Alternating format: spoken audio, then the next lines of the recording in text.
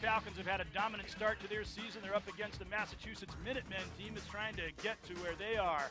BCSN HD brought to you by Nationwide Auto Finance, the biggest zero-interest lot in the region for everyone. Greg Franke along with Tom Cole. A couple of years ago, the Bowling Green Falcons were a very young team looking up from the bottom of the Mid-American Conference, but they have built to the point where they have gotten off to a tremendous start against the Massachusetts team that is in the same position the Falcons largely were a couple of weeks ago. Last week, the Falcons were in some trouble against Akron, a team that you'll remember gave Michigan such a strong game. They were giving Bowling Green trouble until the second half, and then Bowling Green really picked it up. Well, the first half, Akron dominated the Falcons. And in the second half, Sean Joplin made a catch, an acrobatic catch, a tip back to himself for a touchdown, changed the whole paradigm of the game, then the Falcons went on to take care of business. And one of the real keys in that game was the play of Falcon quarterback Matt Johnson, who had 11 straight completions. In fact, he completed every pass he threw in that second half. And when he started moving around in the pocket, out of the pocket, showing his mobility, that seemed to turn the game around. Well, he's a tough guy. Got knocked down 6 times in that ball game, sacked 6 times. But he makes things happen with his feet. He can move around, he can side move, step forward, buy time, find a receiver downfield. He doesn't turn the ball over, and he throws for a high percentage of completions. Matt Johnson, a sophomore quarterback who took over for a 3-year letterman who had an outstanding career for the Falcons up until that time. He won the job. Same thing for Massachusetts. Their quarterback, A.J. Doyle, he was going up against a more veteran quarterback who had great background. He was considered the #1 quarterback in all of Tennessee. But Doyle won the job, and he's been playing very well. Completing over 63% of his passes. He's a leader, and they feel real good about it. All right, Massachusetts and Bowling Green. Massachusetts trying to get their MAC season off to a good start. This is their opener against the Falcons team that's already 2-0. And we'll be back with it coming right up.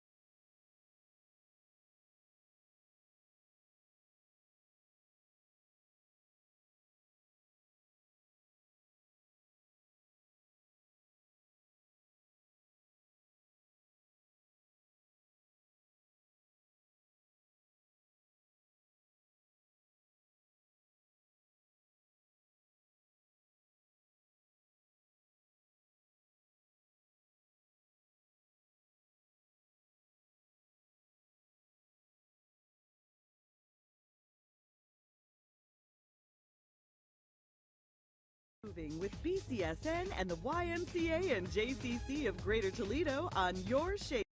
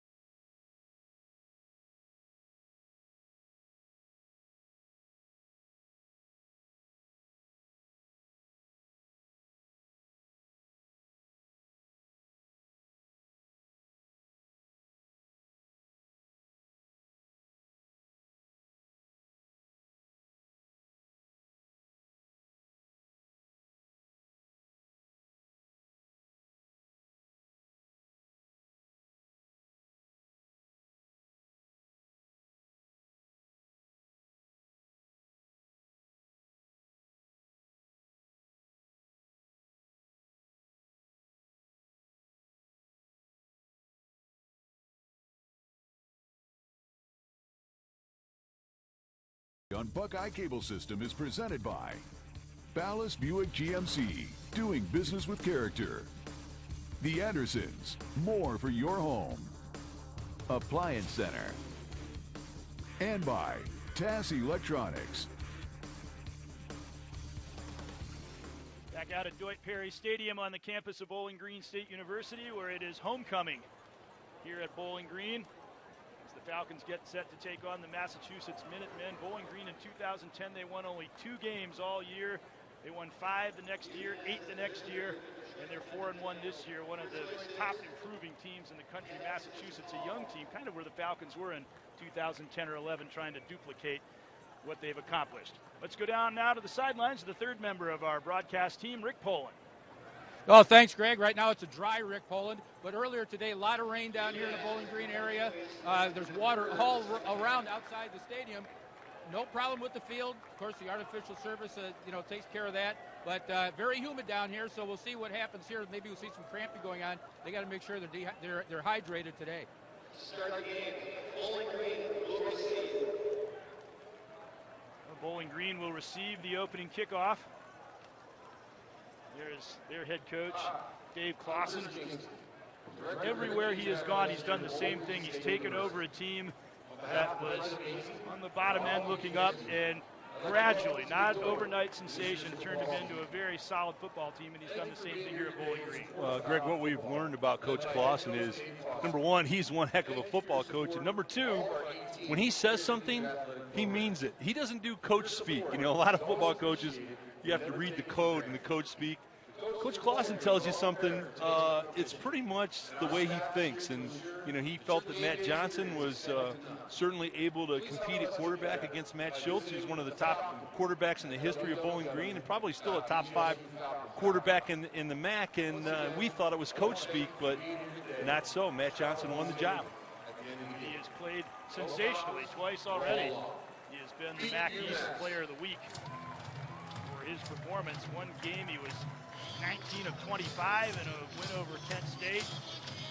And then he even bettered that. He was over Murray State. Then even bettered that. He was 19 of 22 in a win over Kent State. So he has definitely proven that indeed he could more than just compete for that job.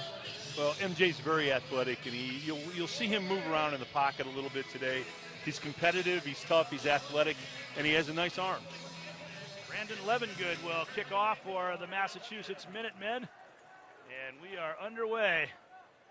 The Falcons are coming, I guess they're saying right about now. And that is booted into the end zone, and that's a good way to slow down what's been a very effective Falcon kick return team. So Matt Johnson lead the Falcons offensive unit onto the field to get this game going. And he has just been absolutely superb. You look at his numbers, they're just eye-popping. That one game where he was 19 of 22, that's 864 completion percentage, 5th highest in school history. 11 completions in a row in the second half against Akron. Those numbers pretty well speak for themselves. Yeah, he's very adept at finding windows to deliver the football. He's not the tallest guy in the world behind center, but he has an ability to find a window to deliver the football.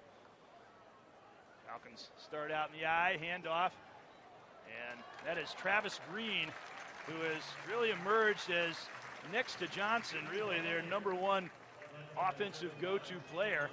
145 yards last week in the win over Akron. He's already had 300-yard games. Here's the Falcons' offensive starters. And on the line, David Chief Bekiwe, very interesting individual. Jacob Bennett back in after being injured last week. Travis Green, we talked about. The Falcons also in Sean Joplin is a very dynamic receiver. There goes Travis Green again.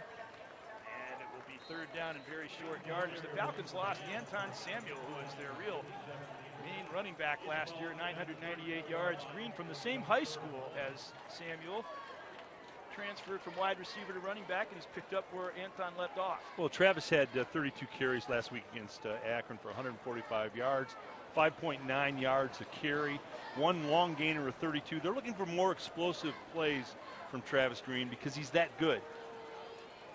Falcons second in the nation in terms of time of possession. They have been a team that can grind out first downs. There they go to their version of the refrigerator, 262-pound William Houston, but he was stacked up at the line. Normally he's money in the bank to get a yard. I think it's more the stove, maybe. A little shorter, a little shorter to the ground, possibly. Maybe the stove. 262-pound walk-on, a flag down there, however. And the officials having a bit of a conference. Falcons signaling first down, as you see there. At least two Falcons who've said first down. Looks like the officials are going to concur. Following the play, unsportsmanlike conduct, defense number 35. 15-yard penalty, automatic, first down.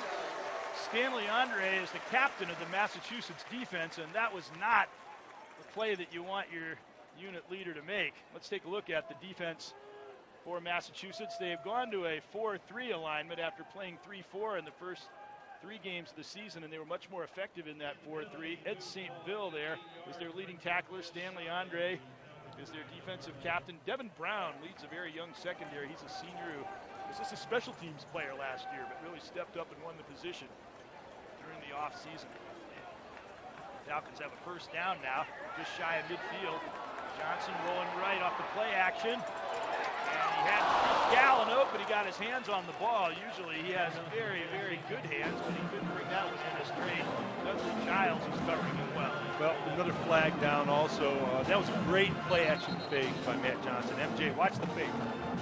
Boom, puts it on his hip, comes out, looks for Gallon, sets himself, and he delivers it to strike. Chris has got to catch that ball. He knows that. He's a great receiver. He's got to make that catch. There is no foul for ineligible downfield. Second down. No foul for ineligible downfield, so the play stands. Chris Gallon, as I said, was known as a very sure-handed receiver. He led the Falcons in catches last year with 54. Yards was 720 and touchdowns was 6. And I think 99 times out of 100 he catches that ball we just saw. Chris has got 2 touchdowns this year. I think they were looking to have him have a big breakout game. He's a big, strong, physical receiver that can muscle corners and safeties. Johnson standing alone in the backfield. Everyone out. He's under pressure. He got it off quickly to Ryan Burbrink in the right flat, but he could not hang on 2 plays in a row. The Falcons could not catch the ball. Tom Brand was hurt on the coverage there. But that is an example of what Matt Johnson does. He's getting rushed up in the A gap. Normally that would have been a sack. Last year that would have been a sack, but he can move a little sideways, escape the pressure, and deliver a football.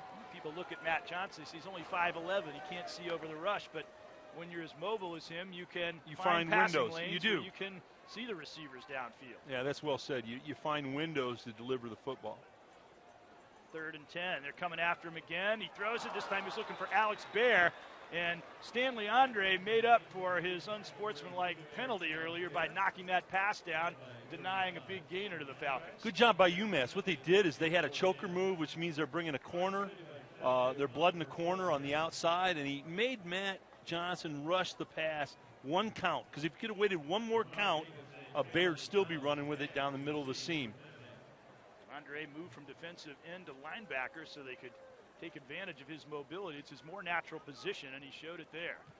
Brian Schmidtabush, one of 2 excellent punters in this game. A high lofting kick. 6 out of 18 punts he landed inside the 20. If that had landed on the other point, he would have made it 7 of 21, but instead it'll be a touchback. It's so interesting to see, you look at UMass in such a young club. It's so interesting to see they don't know who they are, and part of the reason they don't know who they are is their schedule. They played Wisconsin, Vanderbilt, and Kansas State. That is a brutal schedule, and by not knowing who you are, I mean, they haven't been able to establish an identity. Are they a pass team? Are they a run team? Because they've gone up against these, outstanding clubs. So they're looking to form some kind of an identity with a new young quarterback in A.J. Doyle. One that really hurts was the loss to Maine, their rival that they used to face when they were in the championship subdivision. And they get nothing on first down. And half the Falcon defense led by DJ Lynch, their leading tackler, converging on the ball carrier. Well, a little shuffle pass, kind of trying to get a cute little shuffle pass, block it inside and create a seam, but BG saw it and shut it down. DJ Doyle won the quarterbacking position over Mike Wegson. He's rated the top quarterback in Tennessee and also placed 2nd among all quarterbacks in an elite top prospect camp in Oklahoma. He was considered a big-time recruit. Doyle won the job. That pass went in the vicinity, and it will be 3rd down and long. Another interesting thing is Doyle and Wegson are good friends off the field, just like Matt Johnson and Matt Schultz for Bowling Green. Here's the offense for Massachusetts. Anthony Bima is on the Outland watch list. Leader center of that unit. Stacy Bedell is their top ball carrier, and Tajay Sharp. He's a very athletic receiver. Hasn't cut loose for any explosive plays yet this year, but he's very capable of that.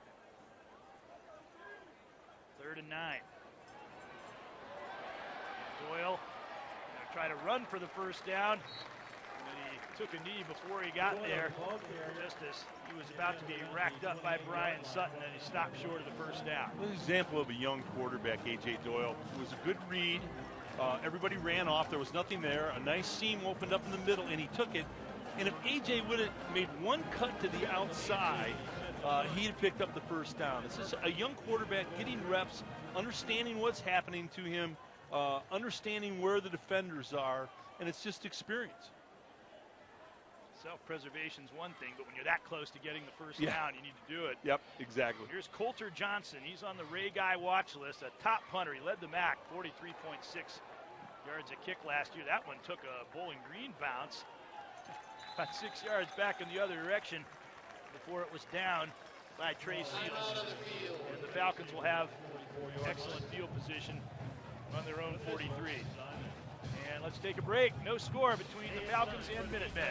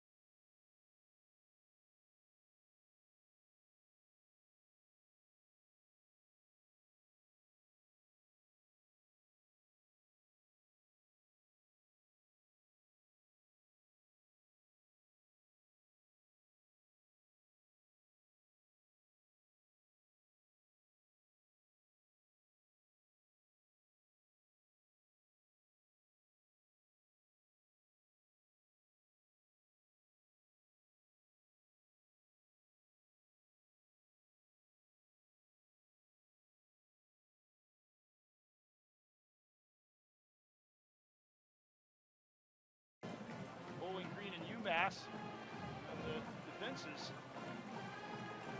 stood pretty tall there in the opening series for both teams. Well, the Falcons missed a couple opportunities here. You had Chris Gallen on a corner move off of a boot by Matt Johnson, a great fake, and that was a big play they missed.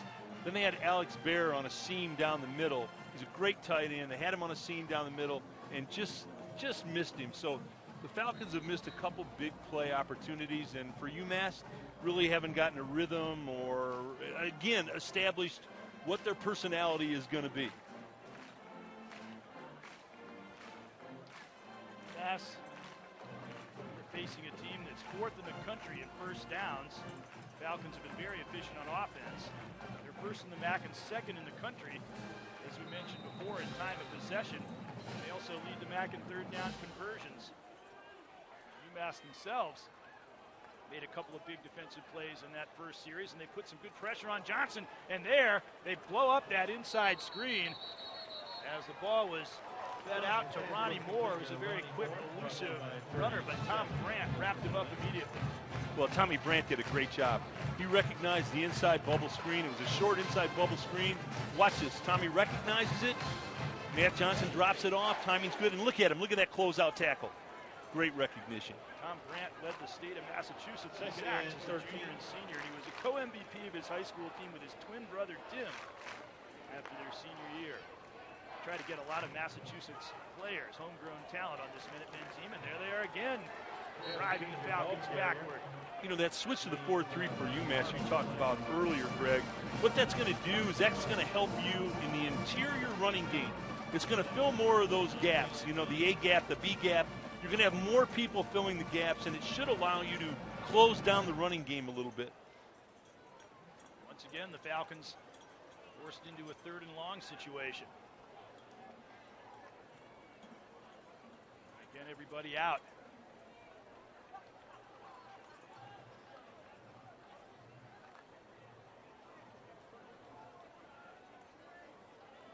Falcons taking an extra moment to get organized.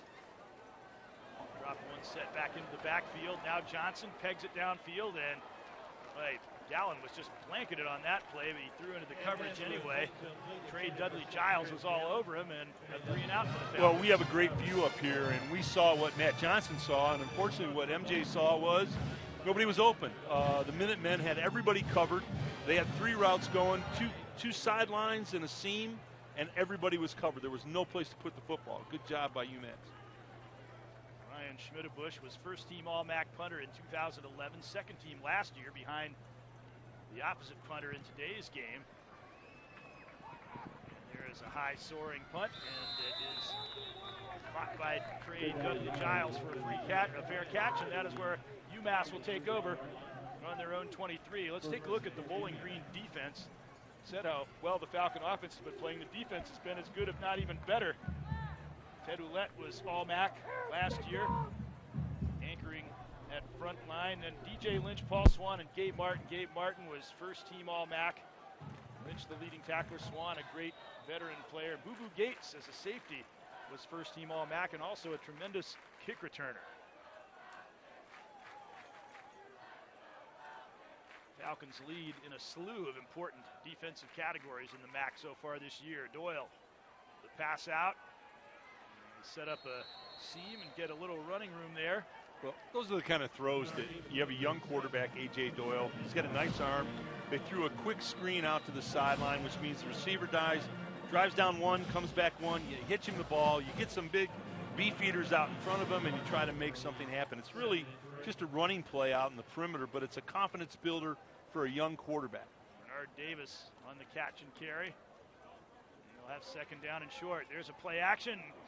It looked for a moment that the receiver would be open, Tajay Sharp, and instead of slanting across the middle, he practically ran into DJ Lynch on the coverage. Yeah, that was a sight adjustment route, and really what Sharp should have taken the inside. They were giving him the inside. It's a sight adjustment that he and A.J. Doyle could make, and he just wasn't run properly. If that had been run properly, might still be running. Now Doyle taking charge, getting everyone in position on 3rd and 3. Once again, he'll look to throw, and a good defensive play. That ball was deflected by Cameron Truss practically all the way across the field. A lineman might have intercepted that ball if he just thought to look up. It looks like a set in volleyball. Watch this. Pop it up, set, spike. Rylan Ward is saying somebody could have caught that. There, Lynch, he had a thought. If I could just reverse footing, I might be able to get that and go the other way unmolested. It is no coincidence through the last couple of years when Bowling Green became a better running football team, their defense became more physical and more physical. One follows the other. If you can run the football in practice, your defense gets to be physical. They get to play against physical people. They become more physical, and Bowling Green, is got to be one of the top 3 defenses in the MAC, and as far as physicality, they're as good as anybody. Ryan Burbrink with that fair catch. There's a flag down the field.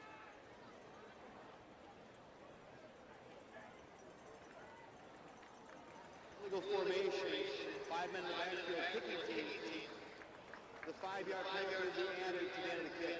First down, Bowling Green. So once again, the Falcons will have decent field position. When we come back, no score.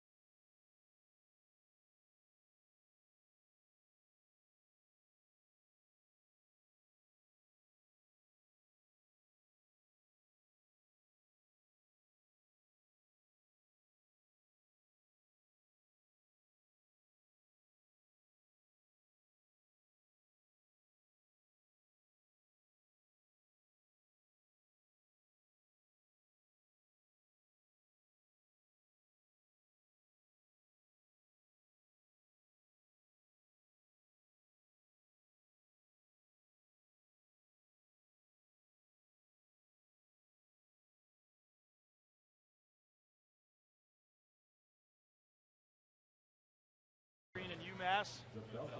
Just a second shy of 6 minutes into this game. Well, look for the Falcons to break some big plays here. They've had a couple of things open. They just haven't executed, haven't been super sharp. And you give credit to UMass. They do a nice job shutting down the inside running game. Travis Green is extremely tough runner inside the tackles and can break big plays. But they've missed some opportunity. A.J. Doyle, next to his coach, Charlie Molinar, is a very, very well-known individual. He was a coordinator for 2 years at Notre Dame, and prior to that at Cincinnati with Brian Kelly when they turned that Cincinnati program from a doormat into a national power. He also has MAC experience from Cincinnati. Not a good record at Massachusetts, obviously, at this point, but when you're starting up from scratch, well, takes a while. Well, that's part and parcel of a number of things. The first two that come to mind are schedule, and I'll say again, you know, Charlie's gone up against Vanderbilt, Kansas State, and Wisconsin, and they have a lot of young kids on their roster that are playing. So that's a tough combination. He is an old-school coach. In practice methods, he has his players boxing and wrestling and so forth, and it's going to become a story, which we'll be telling you about. Travis Green with a 9-yard burst on first down as is brought down again by Tom Brandt. Well, Travis Green is like a movie that you're watching and you're saying, you know what, there's going to be an exciting end to this movie. You see glimpses of greatness out of Travis Green. He's a good, solid, steady running back, 5.9 yard per carry last week against Akron, but I think that there's much more there. I think Travis Green can be an exceptional back. Gave him the first down there. As take a look at the UMass player who was injured. Can't quite pick up who that is. There's Tom Brandt, who has been very, very active so far in this game, and limping off. That's unfortunate for Massachusetts because he was probably their top defensive player so far in this game. Well, you know that UMass is a very young team with an outstanding coach and a great staff, and played a tough schedule, and you know they're going to learn from it and continue to grow. He holds a state indoor long jump record in Massachusetts, so he's certainly a great athlete. Talked about how he led the entire Commonwealth in sacks 2 years in a row, so they'll miss him. Falcons with a 1st and 10 on their own 42, and they're winning the field position battle, but they haven't been able to improve on that field position so far. Again, working out of the eye. Second man through is Travis Green, slithers through a hole, and he got hit after about a 4-yard pickup, and thrust back. And there's a concern for the Falcons. Antoine Tharp led that charge. It's that Green is 180 pounds, and he's a slight 180 pounds. Sure. It's going to be quite a pounding throughout the course of the entire season. Well, you know, they're pretty clever, the amount of touches that they get them and the way that they use them. I think they could use them a little more in the pass game. But the play-action game with Green should be tremendous. If they can keep him healthy, they'll really have something. 2nd and 6 from the 47. Play action to Green. Johnson with time, zips that past the Bear, and there. He did not have it long enough. It looked like he had just made a circus catch as Antoine Tharp really thumped him.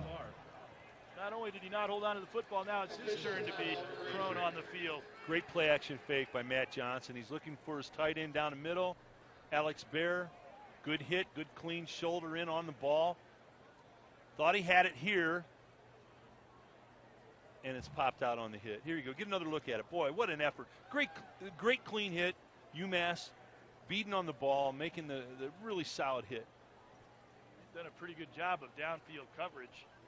Johnson had a lot of time. His pocket was very secure, but Bear still is not really able to get much separation. He was 3rd team All-MAC last year. The Falcons have had a plethora of talented tight ends. We watched Alex play for a long time, and he's a tremendous tight end. A really tough kid, great blocker at the point of attack in the run game, but he has the ability to beat linebackers and beat safeties. Right here, good throw by Matt Johnson. He stretches him out, and he takes a good hit. Bear was not only 3rd team All-MAC, he was 5th team All-National Freshman team last year, and he was on the Mackey Award watch list. Third and 6. Or as a freshman, he was fifth team. Third down and 6. Johnson again all day, but now the time runs out. He got smacked from behind as Quayshawn Smith came and just cleaned him up. And I think because he was coming completely from behind, Johnson just didn't realize he was there. Well, they had a double move on. You see Gordon ran a go and then broke it off, and that's who Matt was looking at. If he would have had that second, he could have got him the football because he was open. But good rush by UMass. They played tough defensively here. There was the illusion that he had a lot of time, but that pressure was coming from an unusual place. 4th and 13, and Schmidtbusch with another punt. Fielded, and this defensive war continues as Dudley Giles with a fair catch. Still in the same basic field position game. You have to credit the Minutemen here. You come in and you're an offer in this ball game, and the Falcons are a very talented football team at 4-1, and they're not playing like an offer team on defense. I'll tell you what, it's rock'em, sock'em, hard nose, hard hat, and lunch pail football. Oh, okay. What they have to do, UMass, the Minutemen have got to find an identity on offense, whether it's a short passing game, whether it's a little bit of an option run game with their young quarterback, A.J. Doyle. They need to get an identity and some rhythm to their offense. They were only down 10-7 into the fourth quarter against Vanderbilt, so they certainly gave them a game. And there's passes mishandled by Jamal Wilson. He might have had a little running room there. Yeah, they had it set up. They had trips to the wide side, making it look like they were going wide side, and A.J. Doyle dropped off a little swing pass. But that's a young quarterback move. You got to take a little something off of that ball when you're throwing to the running backs. And when you're throwing to running backs, you got to put it on them. You don't make them reach back. You don't make them reach forward. Running backs aren't receivers. You got to put the ball on them. Wilson was the captain of the #1 high school team in the nation as a senior, number 22. That was St. Thomas Aquinas in Florida. That pass is short there as the rush came in. That was number 92, Zach Colvin, who was putting the heat on. Well, A.J. Doyle had a little bit of happy feet going. His feet were bouncing up and down in the pocket. That's not a good sign for a quarterback. Bowling Green had all the receivers covered, and I noticed with UMass, their receivers are not creating any space. They're not getting open. As a receiver, you got a responsibility to create some space for your quarterback. Blockers have a responsibility to keep guys off him. There you go. Now you got it. Responsibility to get open, basically. And Sharp gets open this time a little bit, but he still could not finish the catch. As he was trussed by Cameron Truss. By Cameron Truss, but a flag on the play. The flag is down. Offense number 78. Penalties declined. 4th down. And the penalty call against Matt Sparks, who's converted guard to center out of Hawaii. And 4th down as they declined the penalty. Well, the Minutemen tried to run a little curl back with Sharp, and well-run route. He got open. He did create some space, but he just couldn't hang on to the ball. Both the centers are from Hawaii in this game. That's interesting. Ryan Burbrink back to receive for the Falcons. Coulter Johnson back. Another flag goes down as he lofts a high spiraling kick, and Burbrink got hit. The ball is loose. He was trying to make a fair catch, and he's groggy. There is a flag downfield. And the tempers are running a little hot right now. UMass is saying they've recovered, but there still is that laundry on the other side of the field. They come running off with a football, but it might be a premature celebration. Yeah, I don't think that's going to happen here. Had to be interference down. I mean, it had to be interference. Illegal shift. Taking 2 men in motion at the snap. 5-yard penalty at previous spot. 4th down. That's 2 punts in a row they've been called Right. for that sort of an infraction. Well, again, young team, young kids playing a very difficult schedule. That's part of it. They're going to make mistakes. Let's see if he's in. There's the shift. Okay, got that. Good call by the Stripers, and I think there was interference on this punt. You got to give the person trying to catch the punt the opportunity to do that, and Burbrink didn't have that. And he got hit pretty soundly for his trouble. So 4th and 15 now. They'll redo this, and Johnson is stationed at his own 5. That's it with a young team. They had a chance maybe to recover a fumble and lost it. This kick takes a better UMass bounce. Burbrink just lets it go, and for the first time, the Falcons will start inside their own 30. Let's go down to the sidelines to Rick Poland. Thanks, Greg. I'm down here with the interim dean, Joe Frazzato of College of Technology, and his guest, Gail Gajevich. And tell us a little bit about the College of Technology and the program that you have coming up this year. Okay, College of Technology, Architecture, and Applied Engineering covers a wide gamut of programs, everything from aviation studies to engineering to construction management. This particular project is with 16 high school teams where they're going to build robots and compete. And Gloria is the leader of the Bowling Green High School team that's going to be competing on October 26th. And I guess, Gloria, you're a graduate of Bowling Green? I am. I'm an alum. Well, and that makes 2 of us. And this sounds like a really great competition and something that's very interesting. It's open to the public. And how do the people find out about attending this and getting down here? They can contact the college at any point in time. More information is going to be going out for each of the 16 teams. And the winners of this go to a regional competition later on in the year and hopefully maybe the national. And this is your 3rd time as the interim dean. Is the 3rd time going to be a charm? Well, we'll have to wait and see. Okay, well, thanks for being with us, Joe, and Gloria, thanks for being with us, and congratulations and good luck in the competition. Thank you. Okay, guys, back to you. Chance to find out what's going on at a lot of the schools around the country. And there is good running room for Jordan Hopgood. Well, he's veteran Falcon running back. Yeah, Jordan's got some wheels, but I love the scheme here. The scheme is great. Look at the formation. The formation, they run a Canadian stack I. They make the play action fake, and then they give. One time ESPN ranked Jordan Hopgood one of the top running back prospects in the country, the top 100 prospects. He's got a little quicker gear. You know, he accelerates awfully quick. 1st and 10 on the 46. And again, the Falcons, they always seem to land right here in midfield, but they have not been able to move the football as efficiently as they have throughout the season so far. Again, Johnson under pressure, and again he goes down.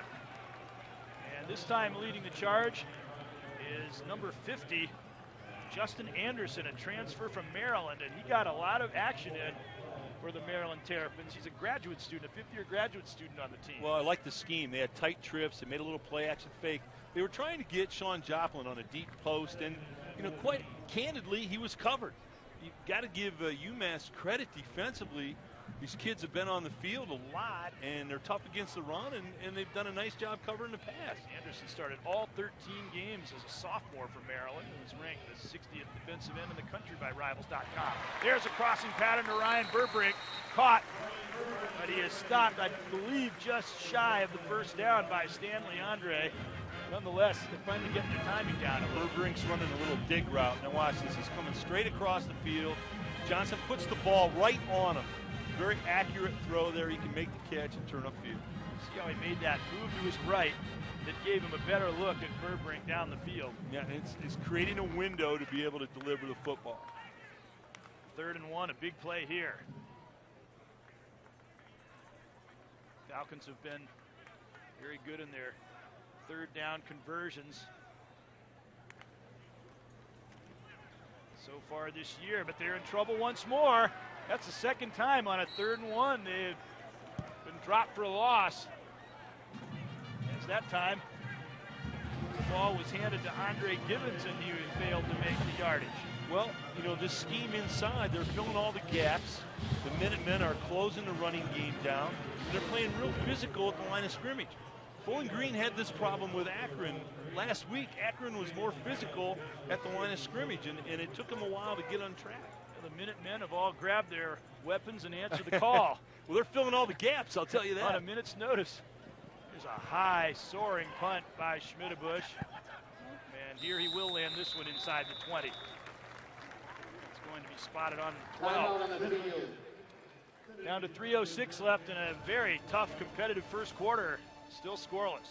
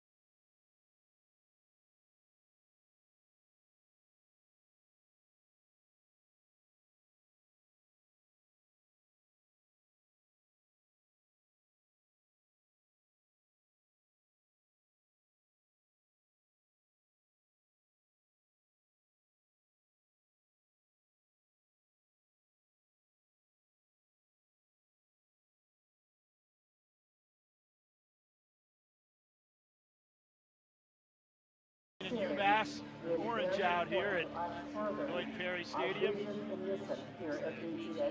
Falcons orange and brown supporters out here, a good crowd at this game, but the Falcons having a lot more trouble with UMass than maybe a lot of people were anticipating when you looked at their 0-4 record and Bowling Green's 4-1 record. Well, there's an old Who song called "Who Are You?" and I don't think that a lot of people know who UMass is because of the people they played. You know, they played this brutal schedule. You know, they may turn out to be a lot better team than people realize. Who are you? And after all these weeks, now they're still saying who? Yeah, exactly. But, you know, I don't think Coach Clausen's real happy. I think he expected the Falcons to come out, you know, and just really take care of business, be sharp, be efficient, and that really hasn't been the case. The Falcon defense has lived up to its billing. Said they led the MAC in scoring defense, total defense, first downs allowed, red zone defense. We haven't seen that yet. Fourth down defense, and they're second in rushing defense. So they've been shutting Massachusetts down. However, the Massachusetts defense has been equally effective in holding down what had been a very high-powered Falcon offense.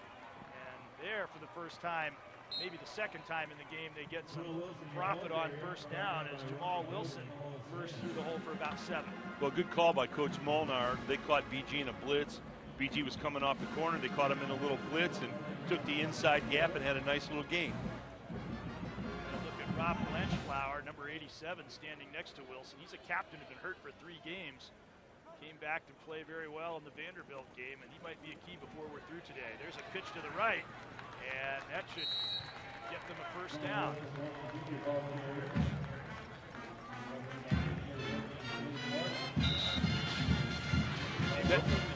That was a nice scheme. They ran a little speed option out of the gun. Quarterback takes the ball, runs straight laterally to his right, and pitches it to the off back. A nice scheme. All it takes is a couple of first downs, you get in a rhythm, and then a young offense like Massachusetts can start to get some confidence. And here, there's some running room.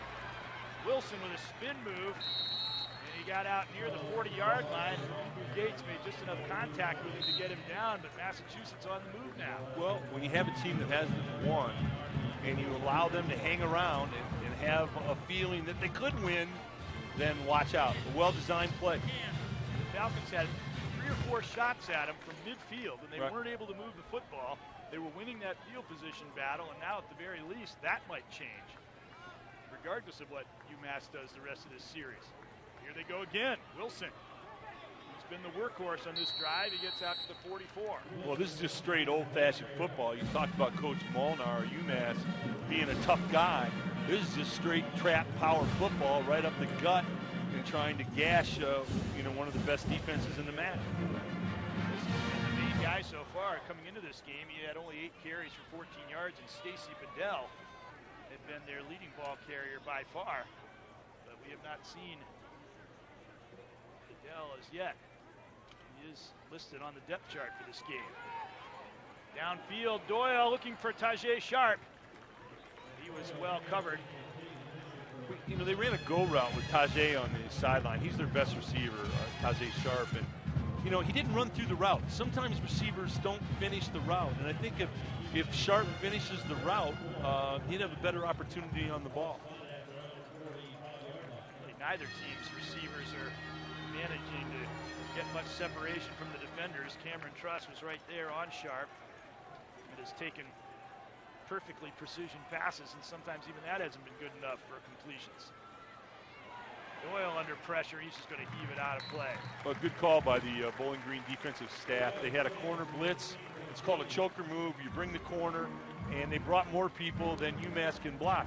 You know, football sometimes can be a kind of a simple math game. If they're bringing more than you can block, Greg, and you don't have somebody to chip, that's a problem.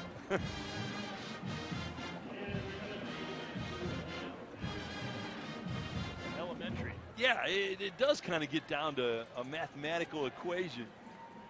An arithmetical one. It's not that complicated. Not into fancy formulas or anything with that. Johnson, oh, look at that. It's a thing of beauty. Great punt. They are caught at the 9 by Ryan Burbrick. So there we go. At the very least, now the Falcons have a long field for the first time in this game, and they haven't been able to move the ball on a short field to this point.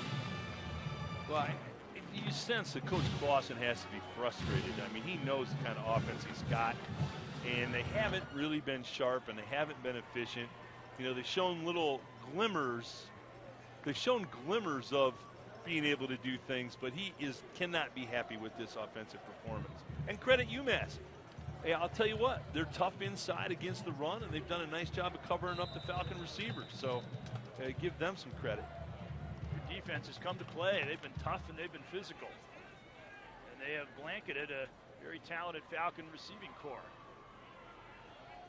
Travis Green sneaked through that hole and got 6 yards on first down out to the 15. Will give him a little bit more breathing room. DeAndre on the tackle. You know, everybody plays today, for the most part, the straight cover two with the press corners and the safeties deep. And where you're vulnerable on that is in the deep middles, on the skinny posts, and in the corner moves. So, you know, you have to kind of look to get those kind of passes or a dig across the field. Those are 3 routes that you can run against this cover two. See the press corners and the deep safeties. Falcons having the most trouble moving the ball they've had basically since Matt Johnson took over in the season opening game. Here is Green, bounce off a tackle, and he gets out to the 35. That's one thing they haven't gotten enough of, are explosive plays of 20 yards or more, and there's one. The ones they have got mostly been manufactured by that man, Travis Green. Well, and I agree. I think we were giving Travis a reverse compliment earlier when we said, you know, we're looking for more explosive plays from him because he's a guy with all this potential. He's such a tremendous running back, and he has those abilities to make big plays. He broke off a 32-yarder last week against Akron, but I think there's more there. I think the young man can make a lot of these kinds of plays. That's good hard run. Saw the UMass player down. Looked like Trey Seals, the defensive lineman, number 54 there, out of Columbia, South Carolina. We've had some players shaken up in this game. We mentioned it's been a pretty physical contest. They get several players from that area, although they try to get about half of their team from Massachusetts. So, as they attend to him,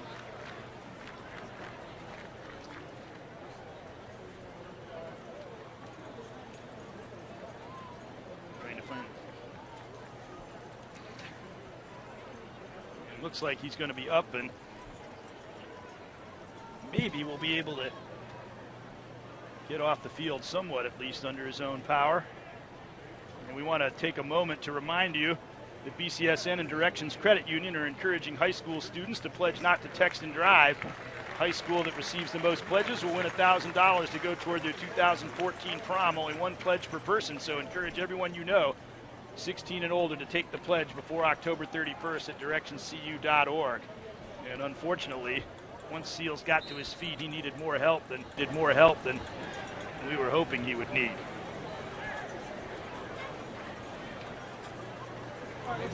Maybe we can do it when BG goes on defense. And that is the end of the first quarter. No score between the Falcons and UMass in a tough football game.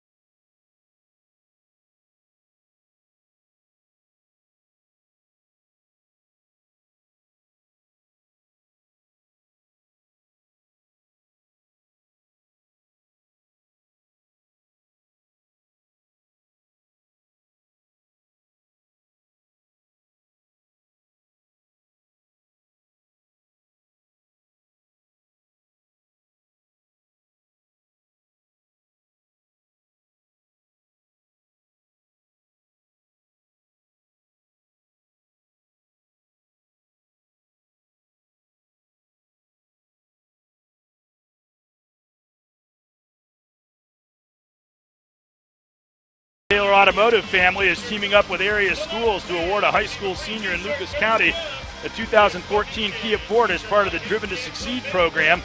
Every student in their senior year attending a participating high school in Lucas County is able to qualify. For details and criteria, visit TaylorDriven.com.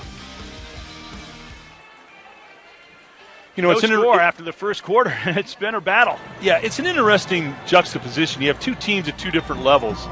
Bowling Green is a championship caliber football team with a lot of mature leadership, and UMass is a very, very young club trying to establish any kind of identity for themselves. So you have clubs that really are two different roads in the football trail. The Falcons in 2010 were 2-10, and they were not a good football team that year. Massachusetts, maybe last year, they had their equivalent of the 2010 Falcon year. The next year, the Falcons were much better, much more competitive, and that's what we're seeing from UMass so far. Travis Green trying to sweep the right side, but he was unable to turn the corner as Jovan Santos Knox was able to collar him, and it looks like he is down. Well, Knox did a great job. He used leverage. He took him inside out. Used that inside-out leverage to make that tackle and closed him out nice. Great job. He's the third Minuteman to be helped off the field. He was an All-Connecticut linebacker, led the team to a pair of state championships there. Nice job. Good job on the inside-out leverage. With all that speed, Travis Green is usually going to be able to turn upfield on that play. Excellent pursuit there by Knox. 2nd and 6, handoff, there goes Green again. And he got his motor going that time. Close to the first down yard. Justin Anderson stopped it, but a flag down. Holding. Offense number 10-yard penalty, 2nd down. Now this is what can hurt you. You're a team like the Falcons are that have relied on ball control. 2nd in the country in time of possession, but you get a penalty like this, all of a sudden you need some bigger plays to keep the drives going. Well, it's just been kind of lethargic for the Falcons, and I think they need a spark play. They need a big play. Last week it was Sean Joplin made a touchdown catch that kind of changed the paradigm in the Akron game. They need somebody to step up and make a big play to kind of get them energized. They don't look energized. 2nd and 16. Johnson pegs it downfield for Gallen. Those are the type of hands that more custom for him. Well, Ed St. Bill with the stop. Gallen, you know, that's just a little curl back to the quarterback, and he makes it look so easy. He's such a big receiver. He's big, he's strong, he's physical. I think they could do more of that. He kind of just basketball walls off the safeties and the corners. I think they could have many more opportunities and then double move them. You know, fake the curl and go. Turn the 2nd and 16 to the 3rd and 5. Here they come with a blitz. Somehow Johnson got it off. It was not quite hauled in by Gallen as Trey Dudley Giles was on him. That was pretty good for Johnson. He came as close as he did to completing that pass. Well, but what you saw there in a snippet is, you know, he's kind of holding his wrist a little bit, but what you saw in a snippet there is his athleticism to be able to just get rid of the football. Watch this. Full-out blitz, and he's still athletic enough to stand in and get rid of it. Johnson's one of the top passing quarterbacks in Pennsylvania high school history, 5th in passing yardage. And he picked up that blitz and beat it with a quick release, similar to another high school quarterback from Pennsylvania. There have been some good Pennsylvania quarterbacks. You want to get into the Joe Namath, Dan Marino, Joe Montana list. And look at that. The punt is down on the 1-yard line. And Brian Schmidtabush once again performs his specialty. That's a great punt. Great. You know, punt is one of the great offensive plays in all of football. Tremendous mark. Can't forget Jim Kelly. I think Jim Kelly's a Pennsylvania guy, too. A lot of great quarterbacks out of Pennsylvania. Tyler Beck, another one of the good Falcon tight ends coming off the field. Interesting that they spotted that ball on the 4 because it really looked like it was batted back into the field of play just as it crossed the goal line, and then it was down there, but it was originally touched closer to the goal line. Well, if you treat the punt as an offensive play, and it really is, if you execute it well, it's like hitting a deep post. It changes, you know, field position. That's huge, too, because UMass had just gotten out of that mode of starting on a long field. Now they're back on their own 4. And there's a breakaway run here by Jamal Wilson. Truss bumps him out of bounds at midfield. Jamal Wilson is starting to accelerate through some gaps in the Falcon defense. Great read by Jamal. Watch this. It's a picket play, and he cuts it all the way back. That's what a picket play is you go to the open space. Start it right, cut it back left. It takes great eyes to read that play. Tremendous read. He's averaging less than 2 yards a carry in just 8 carries. Well, he's substantially increased his numbers in both those categories. Carries and average. 1st and 10. First visit to Falcon territory for the Minutemen. Boyle, and that pass on the look-in completed to Tajay Sharp. And this Massachusetts team, they're starting to build some confidence. Well, Tajay, it's just a sit-down hitch. He goes down 4 steps, turns around. A.J. Doyle put the ball on him. A good A to B throw. But when you have a young team, Greg, a big play gets everybody excited. You know, they haven't had a lot of success, and it can kind of snowball for them offensively. They moved the football a little bit on the last drive. Now they're really moving it. They've moved from their own 4 to the Falcon 39 in 2 plays. The majority of it, the 51-yard run. And that ball is Falcon fans are saying it was thrown. Sharp thought he should have been credited with a completion, but no way. It was the same play. It was a sit-down hitch. Watch this. The low snap. A.J. Doyle did a good job just trying to get the snap, the low snap through the rhythm of that playoff totally. Well, I don't know. Looking at it on the second angle, I think maybe Sharp had an argument there. He said it was incomplete. Now 3rd and 4. Take one more look at it. I thought it clearly hit the turf before it got to him, but he got under that ball. He's got his hands under it. What we can't see is did it bounce after he got his hands underneath it. Flag flying here.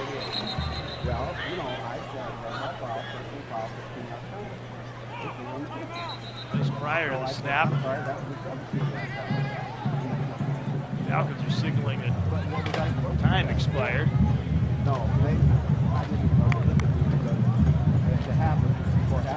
You really have to credit UMass. The previous play is under further review. Oh, there you go. Look at that. We're gonna take a look. Whether it was caught or not. All right, here you go. It's just a sit-down hitch. Low snap. He does a good job just getting it out. He did have his hands underneath it. What you can't see from that angle. Now watch this. Low snap.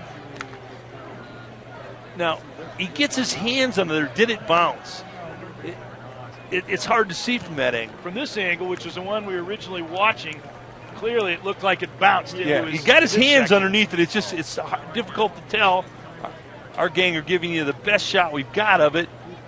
But on this angle, it appeared that he got under. I'm not sure the ball didn't hit the ground in between his hands. You know, is it enough dramatic evidence to overturn the call on the field? That's the question. And from that, it's kind of hard to tell. Let's look at number 11, Mike Wegson. He was the starting quarterback for Massachusetts last year. Of an incomplete pass stands. 3rd down. Now that follows the procedure that we're always told is in effect, unless it is clearly obvious. There wasn't enough to really. The call stands. Yeah, there wasn't enough. Our gang were giving us great shots of it, but it really wasn't enough to determine that it did bounce or it didn't bounce. So the ruling on the field stands. I've seen it happen many times where it didn't appear that there was clear evidence and it was overturned anyway. Let's look at number 59, David Osei. He's a transfer from Rutgers. They've gotten some transfers from some good schools, Justin Anderson in particular, and have given them a little bit of a lift. 3rd and 4, big play. And it goes nowhere. The Falcons, a tough 3rd down team.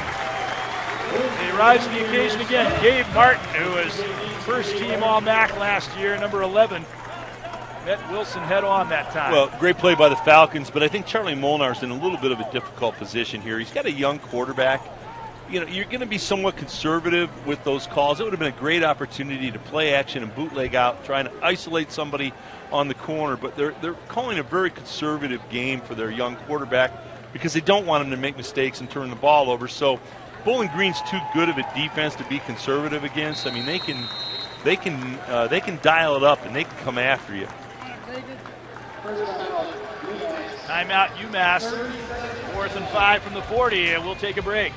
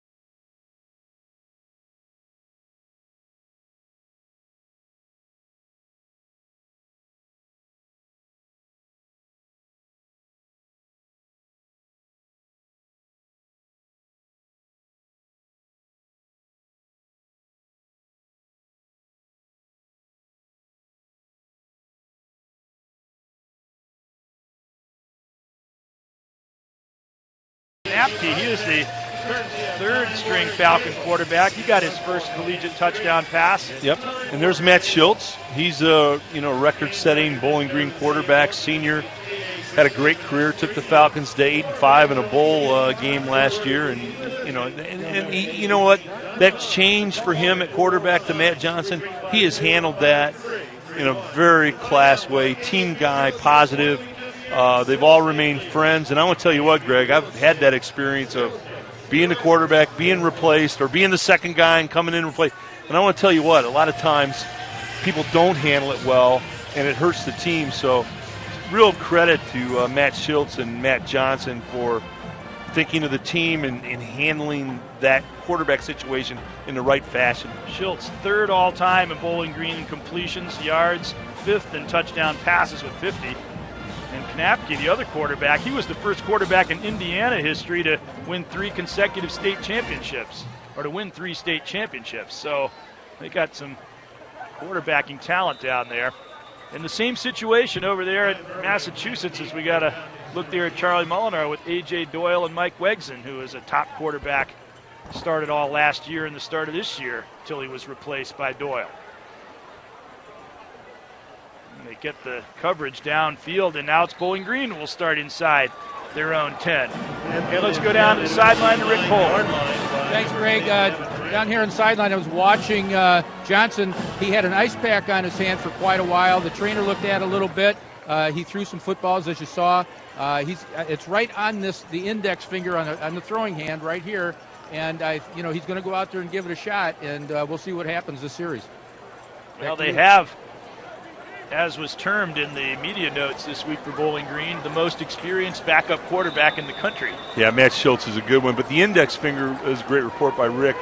That's the last finger that leaves the football. It touches the football, and what normally happens when the quarterback follows through, the index finger gets hit on a helmet, and had that happen a lot of times, and it does bother you. There goes Green. It looked like he had an opening. He couldn't quite get through it, but still a decent gain out to the 18-yard line before he was stopped by Daniel Maines, number 97 for UMass. He's one of their anchors on their offensive line. He played for a former UMass All-American in high school, and Paul Mayberry.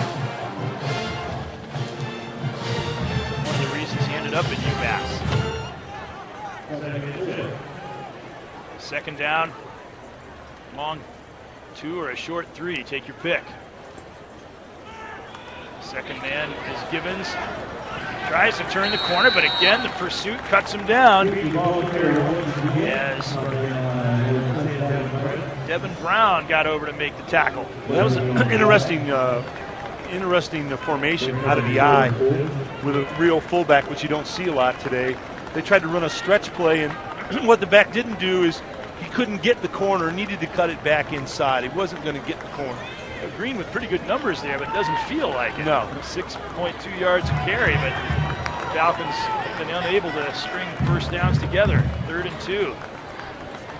UMass has been particularly effective in stuffing them in 3rd and short. Johnson, here he finds Sean Joplin. Complete for the first down. Look at him keep driving for another 3 or 4 yards. Keep saying Stan. Sean's father, Stan, was a great basketball player at the University of Toledo and great coach for a dozen years. His son went into football, went into the rival school, and he's been a very dynamic receiver for Bowling Green. Yeah, just a little turn-in hitch, and look at the leg drive. And then a little assist by a couple of Falcons. I think that's a rule they need to change in college football and high school football. Too many kids are assisting and pushing the receiver or the runner from behind. That's something that needs to be addressed. Play action, Johnson with a lot of time, downfield looking for Joplin, and it was broken up. Randall Jetty on the coverage there. I think they're trying to work Joplin a little bit more into things here. I think they realize their offense needs a boost, and he's a guy who can make a big play for you. Well, Sean ran a nice corner route, but he was bracketed inside and out. Good coverage by UMass. And Matt Johnson was just a count late with the ball. If he throws it 1 count sooner, I think he's got a completion. Jetty on the coverage holds a school record for the high jump, and Sean Joplin was high jump champion too. That could have been a real battle for the ball in the air, but Hopgood has stopped immediately there. You've got to credit UMass, and you've been saying it. I mean, this 4-3 alignment has been pretty good against a solid running game that the Falcons have, and they've shut down the wide receivers for the most part. There hadn't been a lot of open people. 3rd and 11. Falcons have been anemic on offense. Here is Johnson, flushed out of the pocket. Finds a man downfield to break a tackle, and then hurdling for more yardage, Alex Bayer. And the Falcons needed a boost. They got one there.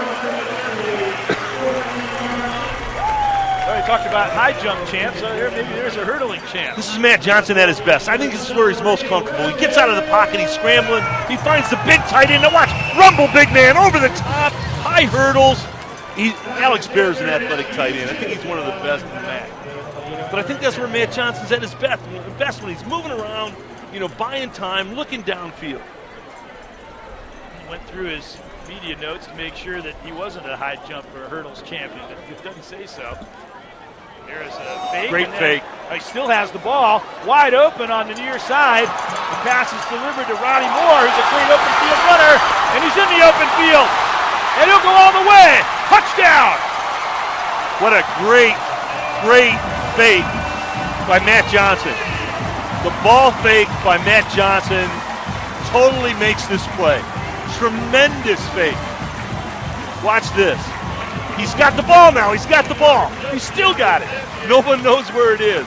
Then they throw the quick hitch to the outside. Good cut back inside against the grain. And he's got great quicks and going in. That's why you make that pass, so you can get a good open field runner some open field. I thought Hopgood had the ball in all honesty. The fake was tremendous by Matt Johnson. And the Falcons finally break this logjam. Now on to attempt the conversion is Tyler Tate. The Falcons at one time had concerns over their kicking game, but Tyler Tate has been very good this year. And he converts to make it 7-0 on a dynamic scoring play. Ronnie Moore takes it in, and the Falcons lead 7-0.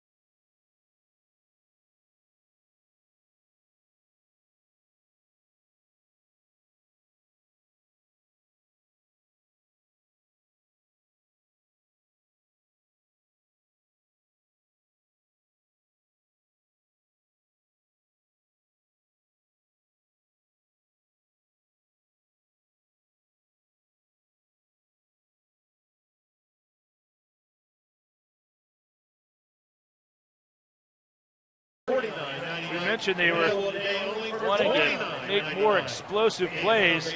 Travis Green has made a lot of them. Another guy who can make them is Ronnie Moore, and did he ever? As the Falcons lead 7-0, and it's homecoming at Bowling Green today, so a lot of the fans coming back in town. A 91-play drive, a 51-yard touchdown. They took care of over half of it in just that one strike. But I'll tell you what, that might be something they want to do more of, is get him the ball with a little running room. Ronnie did a great job, but the fake made the play. There's nothing new in football. That's an old play that the Miami Hurricanes used to run, where the quarterback makes a play-action fake and literally put the ball behind his back. That was an offshoot of that. You did not know where the ball was. Give Matt Johnson credit. I mean, he might have a little theater in his background, because that was great acting. I mean, that ball fake made the play and allowed Ronnie to get into the end zone. He had made a 37-yard run earlier this year against Tulsa. You know, they talk about explosive plays being 20 yards or more. I'm not sure that they should count kick returns for that.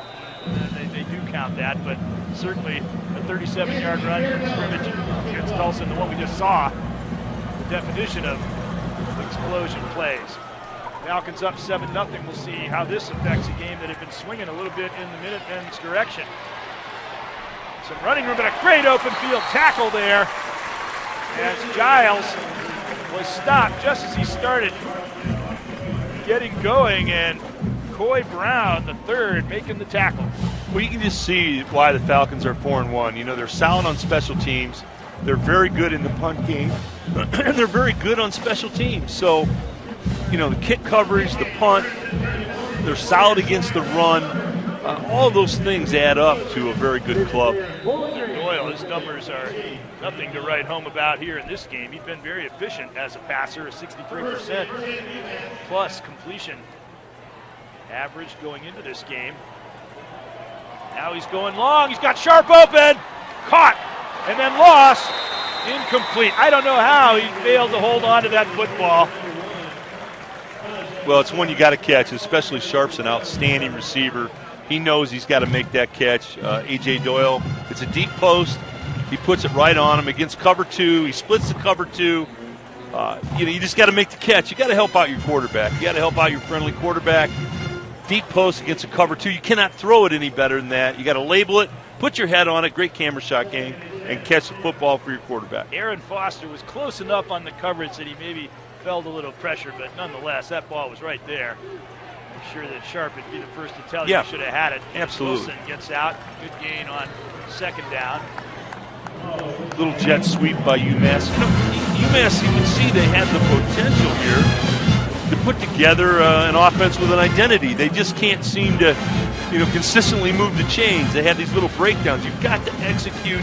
When you've got an opportunity to get the big play, you've got to take advantage of it. Especially after they just gave one up. It would have been the perfect time to answer back. Hand off Wilson. No running room there as the Falcons destroy that play. And getting up from the bottom of the pile, Gabe Martin, the first-team All-MAC, now linebacker. He was first-team All-MAC as a lineman a season ago. Well, Gabe's what we call in football a go-get-it guy. In other words, you just wind him up on defense. You get a good look at number 11 right there, Gabe. You tell him to go get it. Go get the ball. Go get the ball carrier. He's a go-get-it guy on defense. He just has an ability to track down the ball. Led the Falcons with 70 tackles last year as part of his first-team all-conference season. And now instead of that big play, maybe turning the game back around, the Falcons stand to get it back. And Bowling Green has called for a 30-second timeout here.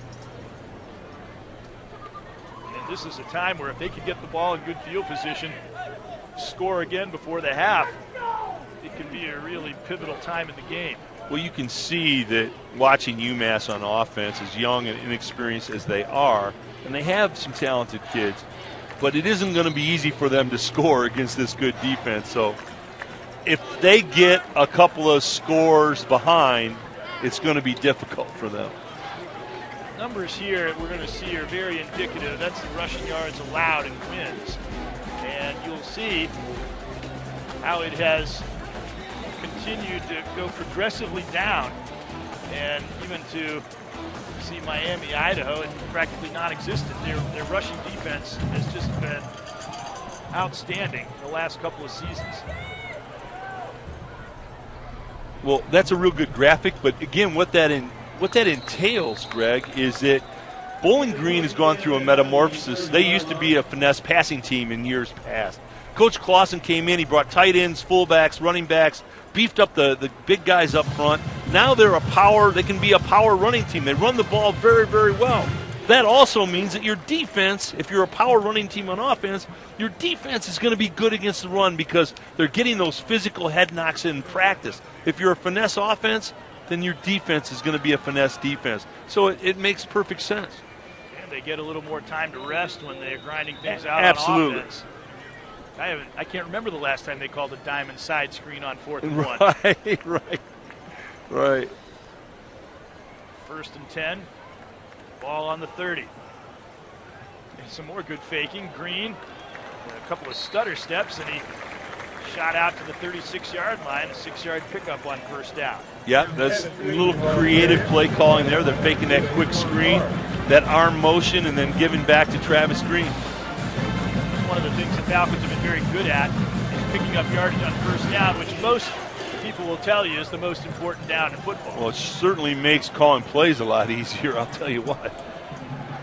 If you have a successful 1st down, the playbook is wide open. They got a lot of options here on 2nd and 4. Fake to Green, pass out wide. Trying to struggle for some running room there is Heath Jackson. He's a very athletic receiver, but he was injured early in his career. But if he's healthy again, he could inject some real positive life into the Falcon offense. Played a couple of spring games where he was very, very impressive. One thing Matt Johnson's going to have to learn, he's great with his feet, his escapability, pushing the ball downfield. The real short swing routes, the very short, tight routes, you got to take something off of it. Add a little time onto the clock. The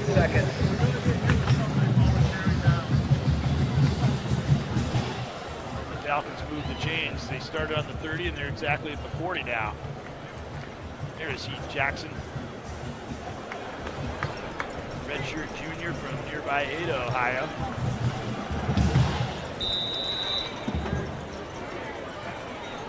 Falcons are back to moving the chains a little more frequently than they were doing at the start of this game and the way they had been in the early games of the season. Hands off, there goes Green. And he once again picks up a good chunk of yardage on 1st down. Well, that's an old peekaboo draw. Cincinnati Bengals used to run it with Paul Brown. There's not much new in football.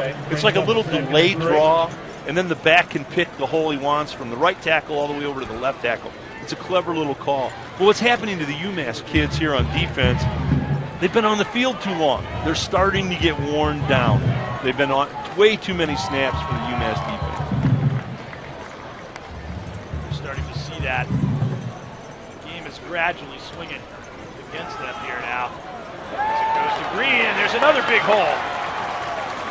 He keeps on driving.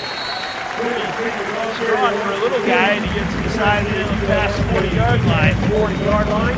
Another first down. Well, again, this is a Cincinnati Bengals Paul Brown peekaboo delay draw.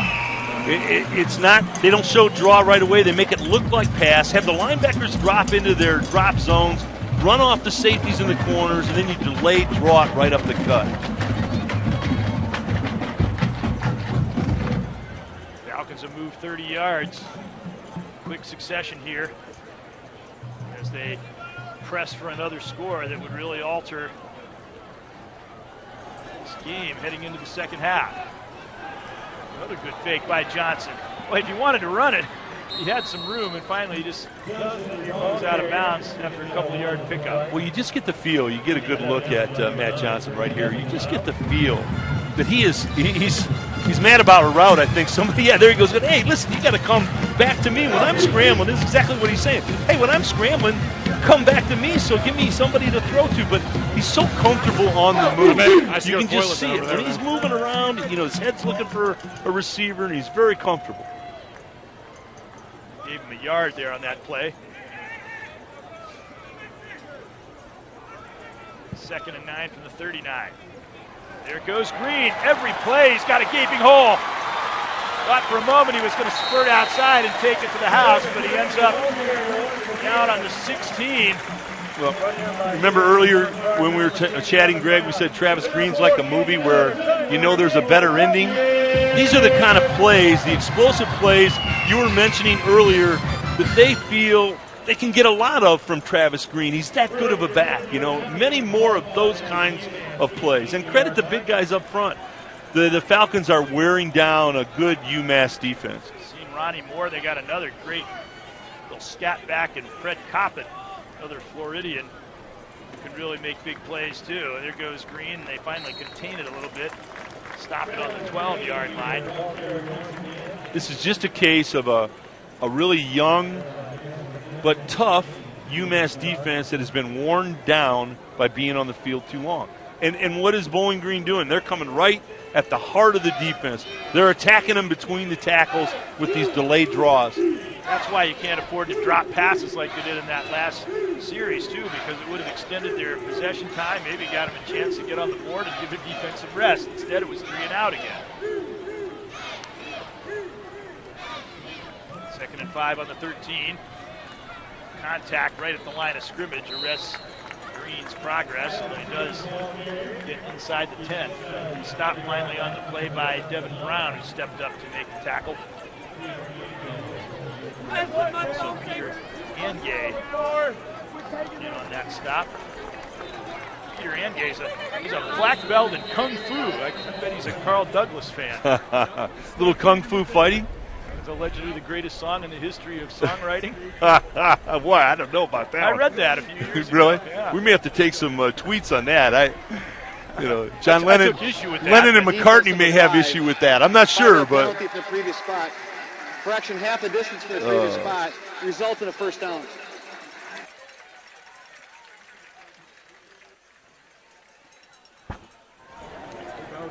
And then Paul takes him to the 1-yard line. It says 1st and goal on 1. 4th and 1 on the 4.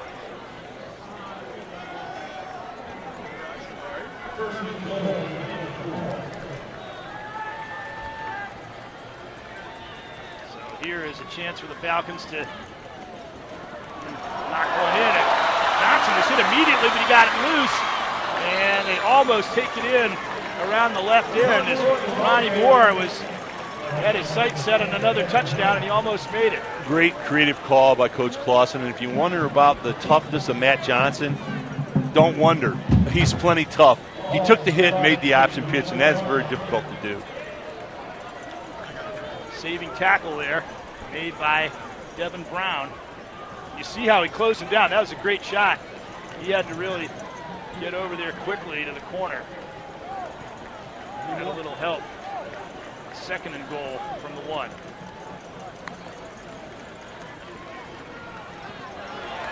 Johnson trying to negotiate his way through that traffic, but he didn't quite make it to the end zone. Well, he's a tough kid. I'll tell you what, he's physical and he's athletic, and he brings really a much larger dimension to the quarterback position for the Falcons. Watch this. Tough kid, makes a little like he's going to throw a quick screen out there, then gets in and finds a crease. So now we're down to 1:18 to go in the half. And it looked like Bowling Green was on the verge of scoring. Now this next play is huge. It's a 3rd and a couple of inches. Great shot of Matt Schultz. He's got the baseball cap on in the huddle next to Matt Johnson. And what he's asking him, I think his wrist is still bothering him, the one that Rick talked about earlier in the sideline report. And Matt's up there asking him, are you okay? You know, he's checking him, make sure that he's okay. I give Matt Schultz so much credit. I'm telling you, Greg, it's one of the hardest things in the world to get replaced at quarterback, being a great quarterback that he was, and still be positive and be a team guy. And Matt Schultz has done that. Now, he said, even while the competition was going on, that he and Matt Johnson were very, very close off the field, maybe a closer relationship than he had developed throughout his entire playing career. The same thing was the case over there on the UMass side. I think there's something about sharing that experience as quarterbacks, it does cause you to bond. Of course, you still have to go all out to win the job. Here we go, 3rd and 1. And there is William Houston. Can he force his way over? Yes, he does. Touchdown. That's his 7th touchdown. He leads the back in that category. And most of them from a yard or less. Well, Vic Williams kind of a leaner. You know, when he hits in there, he kind of just leans that mass forward. Watch this. Here we go. Fullback lead. Now watch him just kind of lean. See that late drive? He's just leaning in there, and he makes it. William Houston was a walk-on. He's not even listed with the players in the preseason roster. I'm sure, though, the coach said, hey, we can give this guy a shot.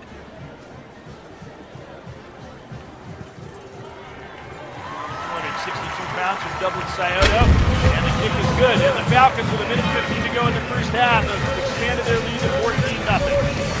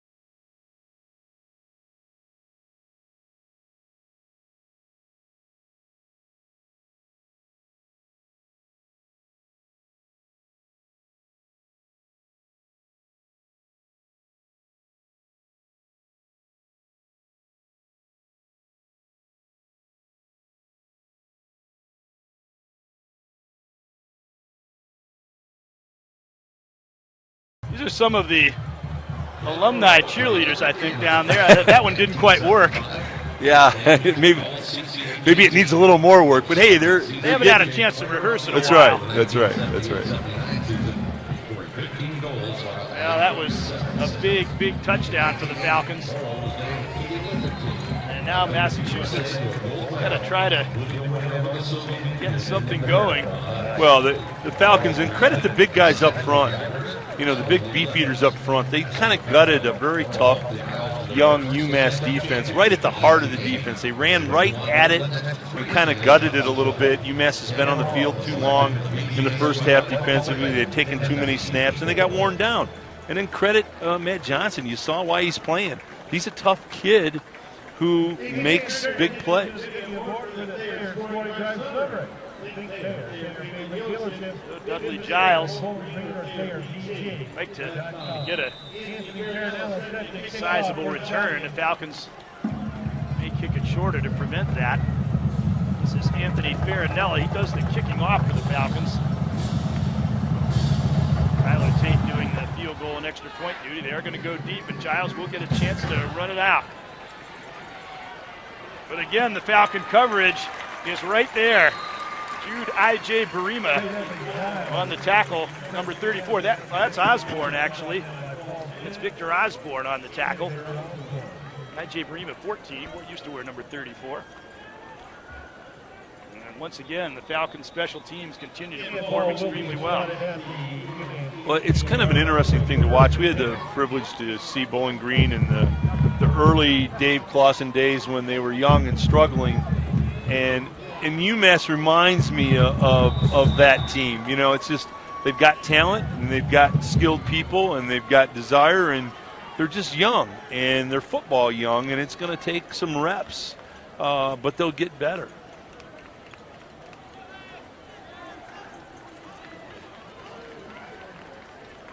Again, trying to get organized here before the play clock runs down. And it doesn't look like they're really going to try to make a concerted attempt to drive down the field in the remaining time. The Falcons received the opening kickoff, so UMass will have another chance to try to regroup to start the second half. Well, I definitely feel that the Falcon defense has frustrated UMass on offense. They really just, for the most part, haven't had a rhythm, anything they can hang their hat on. It's been very difficult for them. Taylor Royster on that last stop. Sophomore out of Lima, Ohio. There goes Jamal Wilson to the 28. Wilson's a hard runner. He really is. They run their little version. That's the UMass version of that peekaboo draw, that delayed draw, and it's effective. I think when UMass looks back on this first half, they're going to think about it as a half of missed opportunities. That's well said. The skinny post that really, you need to catch. That was a big play, certainly. That long run by Wilson over 50 yards and set him up on another drive they couldn't convert, and that's the end of the first half. So the Falcons lead the Minutemen by a score of 14-0. And I'm not sure that Bowling Green is probably going to think that they played the greatest half either, but sometimes that's a mark of a good team that they can still be up 14-0, not having been as efficient as typically. It's well said. They're coming on strong physically. They're starting to dominate the line of scrimmage offensively and defensively. UMass had a chance around the midway mark of that first half to swing the game in their favor, and it looked like they were succeeding in doing that. They were starting to get better field position, but they missed their opportunities, and then the big touchdown to Ronnie Moore got the Falcons going. Let's go down to the sidelines to Rick Poland. Thanks, guys. I'm here with Coach Clausen. Coach, a little slow start there in the first half, and the offense really picked it up during the second quarter. Well, the big play by Ronnie Moore really helped us. We were kind of prodding along, and then we got off schedule a few times, and we weren't converting third downs. Defense has been playing well, though. They kept us in it and made a couple of plays on offense. Well, you still got the second half left. The second half, you've been a second half team. We have been, but I tell you, UMass is firmer up front than people give them credit for. We're struggling to block their D-line. Okay, thanks for your time, Coach. Okay, thank you. Good luck. Thanks, guys. And interesting point about the difficulty they're having with that UMass defensive front. Let the Falcons lead 14-0 here at the half.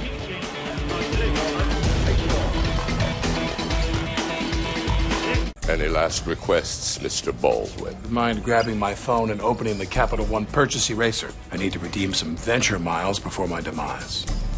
Okay. It's easy to erase any recent travel expense I want. Just pick that flight right there, give it a few taps, and it's taken care of. This is pretty easy, and I see it works on hotels too. You bet. Now, if you like that, press the red button on top. How did he not see that coming? What's in your wallet? This is the Capital One Halftime Report. Welcome into the ESPN3 Halftime Report presented by Capital One. I'm Prim Sarifapat. Coming up, we will join the ESPN Goal Line Network in progress that will get you up to date with all the action that's going on today. Now, what is Goal Line? It features unlimited live cut-ins, highlights, and analysis from the biggest matchups throughout the day. But first, let's take a look at this week's Capital One Cup Impact performance from Thursday night, and that is the quarterback that can do it all, UCLA's Brett Hundley. Against Utah Thursday night, he threw for 211 yards and 1 touchdown, ran for 85 yards and 1 touchdown, and also had 1 receiving touchdown. Seriously? The Bruins defeated Utah 34-27. They remain undefeated, and UCLA plays Cal next Saturday, and that game will be available on Watch ESPN. Well, as promised, we will get you updated with everything that is going on today as we join the Goal Line Network in progress. Just a reminder that Goal Line is available through participating TV providers and live on Watch ESPN. Now, after watching his team commit 10 penalties here in the first half, or 9 accepted penalties, it looks like Bill Snyder will have Daniel Sams take a knee and end the first half. Tailgate week, fired up by Kingsford Charcoal, continues tonight. Undefeated Pac-12 North rivals square off a big game. Number 15 Washington against number 5 Stanford. That's tonight on ESPN at 10:30 Eastern. Also live on Watch ESPN.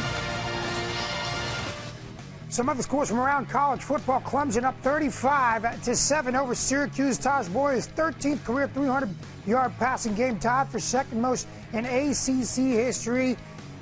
As for Georgia, they're up 17-3 over Tennessee. Aaron Murray now has the SEC passing yards record with over 11,500 242 yards. Michigan 14-7 over Minnesota. Let's go back to Oklahoma State and Kansas State. The Cowboys up 17-14 right now in this game. Over on ABC, the Cowboys with a 3-point lead. Tell me that we're not a very disciplined football team.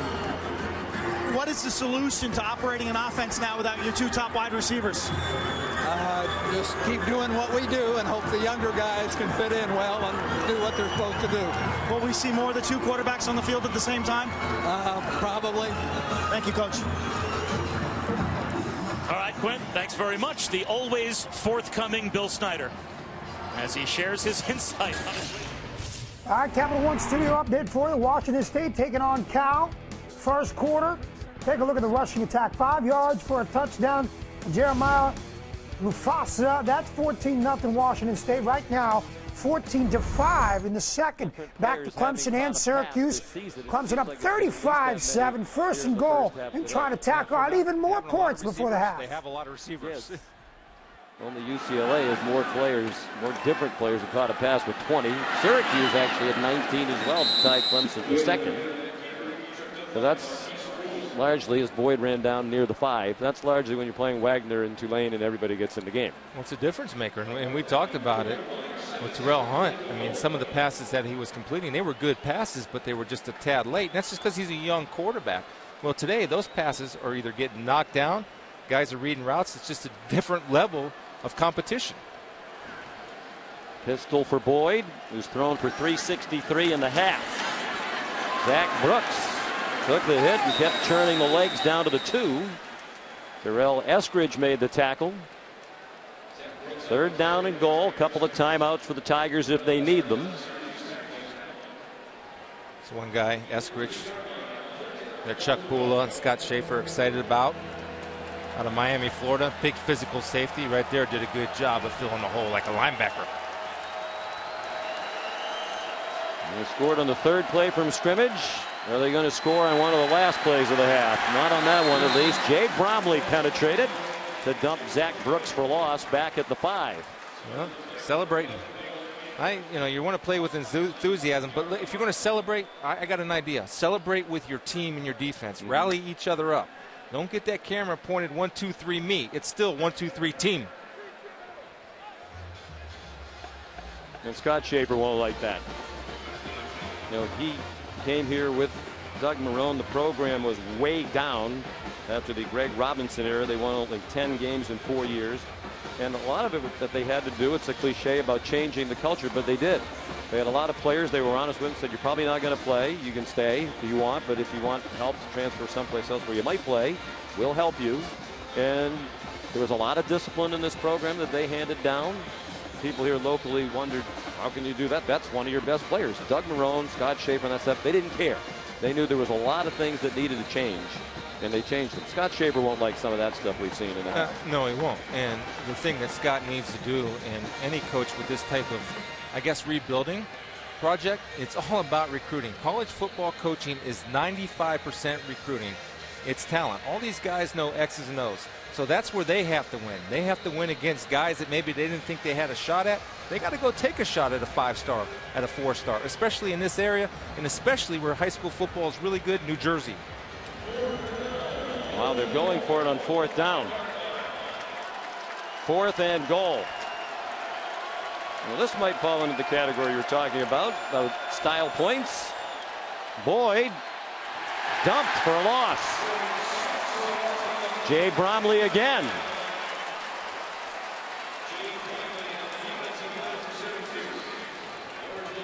Good job by Jay Bromley. Penetrating. That was a quarterback run option to little pop pass. And you see Scott Schaefer. I mean, I don't blame Scott Schaefer at all. He has to do that because his kids are taking his lead.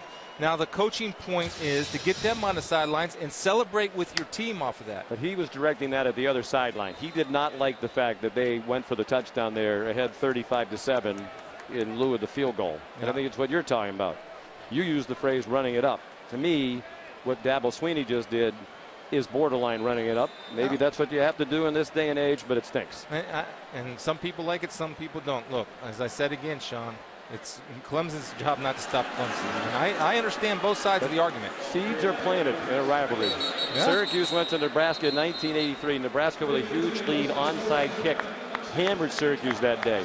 Syracuse used that as motivation for a year. Number 1 Nebraska came here the next year and lost 17-9.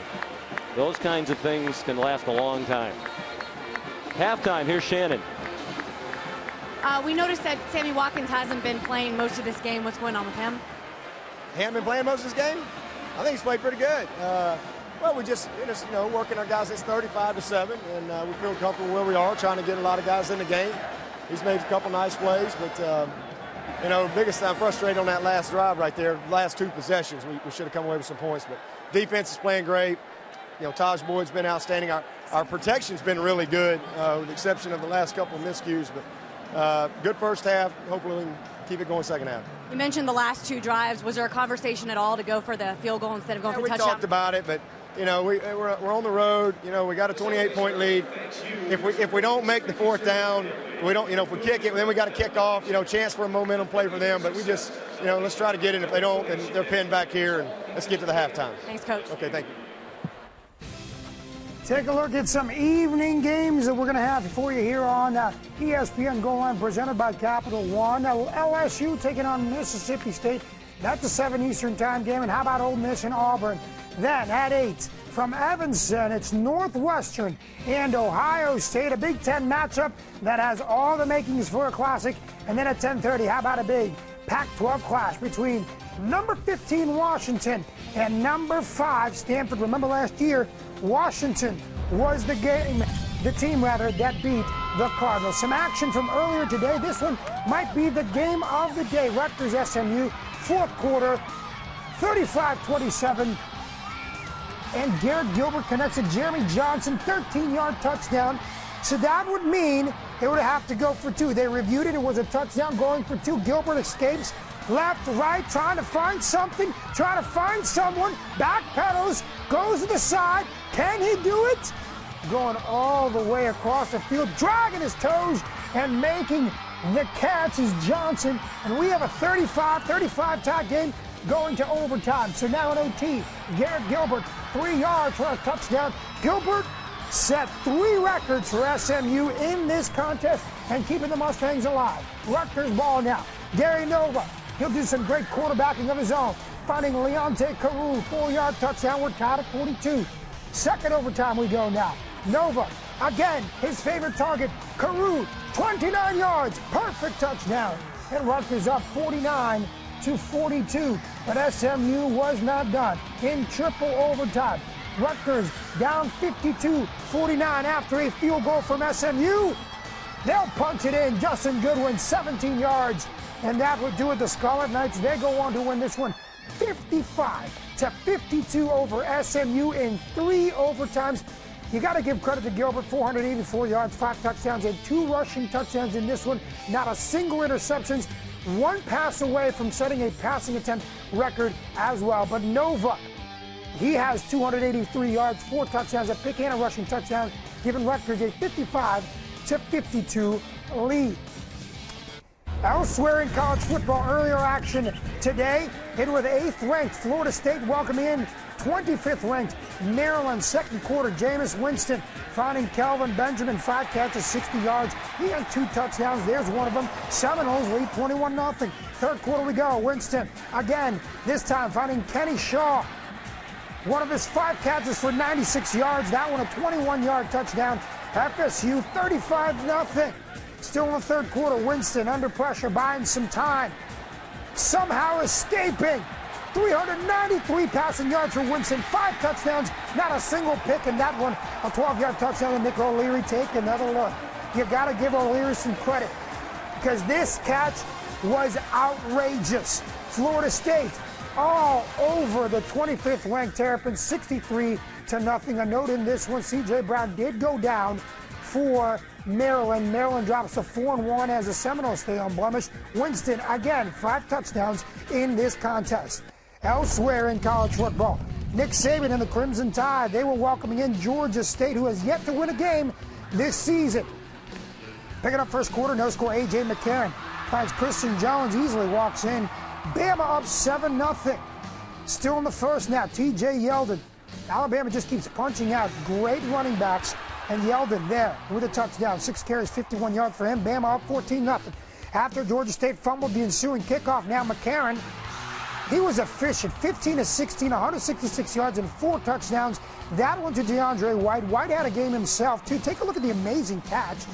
4 catches, 45 yards for him. Alabama up 21-0. Third quarter we go. Backup quarterback Boyd Sims finding Chris Black for the 10-yard touchdown. And tied, they roll 45-3 all over Georgia State. Georgia State still winless in this game, in this season rather, as Alabama wins it 45-3. A.J. McCarron efficient, 15 of 16, 166 yards and 4 touchdowns. Let's take it out to more live, compelling action. Michigan and Minnesota in this one in the third quarter. Wolverines up 14-7. And he has only been here for a couple of months. Dangerous to run underneath. It's one thing that Tracy Clay, defense coordinator, has worked on is staying over the top, but this guy, 250-plus pounds, can really run, so not too bad there. But you have to be careful running underneath those blocks.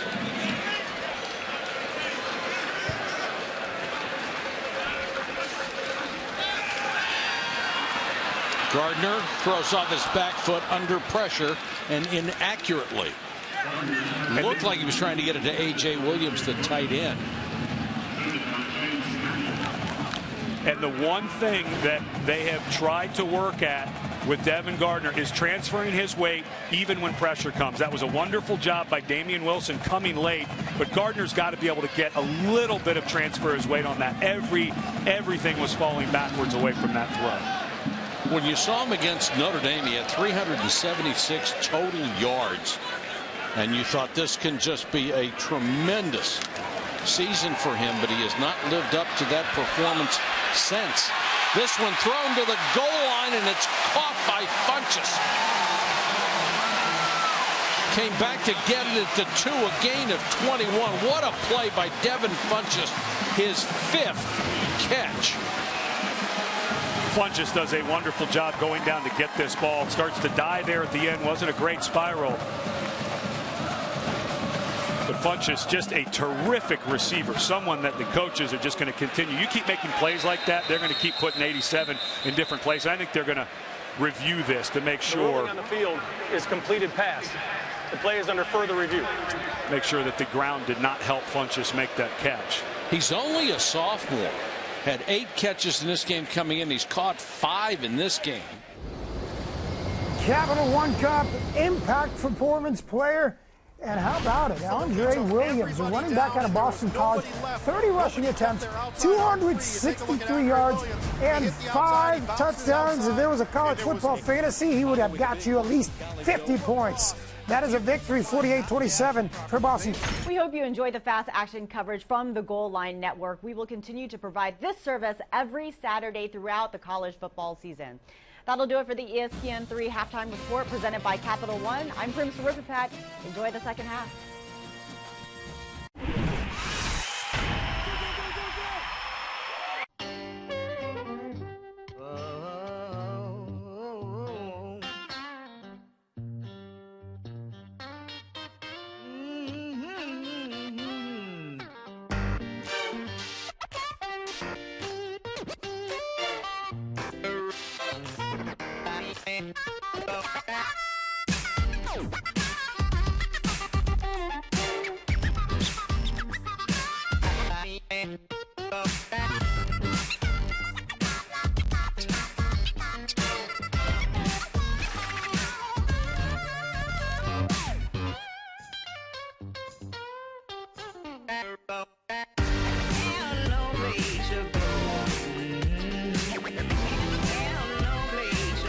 Here's to being one of one.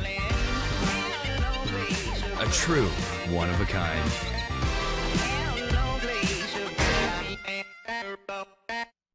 (17-14) and just underway. Number 23 Fresno State off to an early 7-0 lead at Idaho on a Derek Carr 27-yard touchdown pass to Devontae Adams.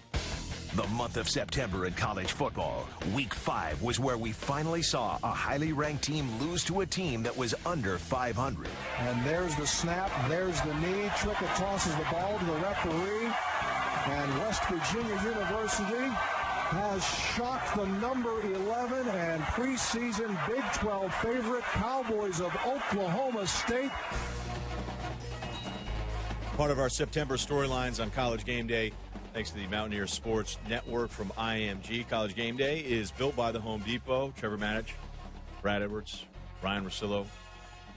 So last week, we're looking at Oklahoma State going into Morgantown. West Virginia was on their third starting quarterback. West Virginia had gotten housed by Maryland just a week prior.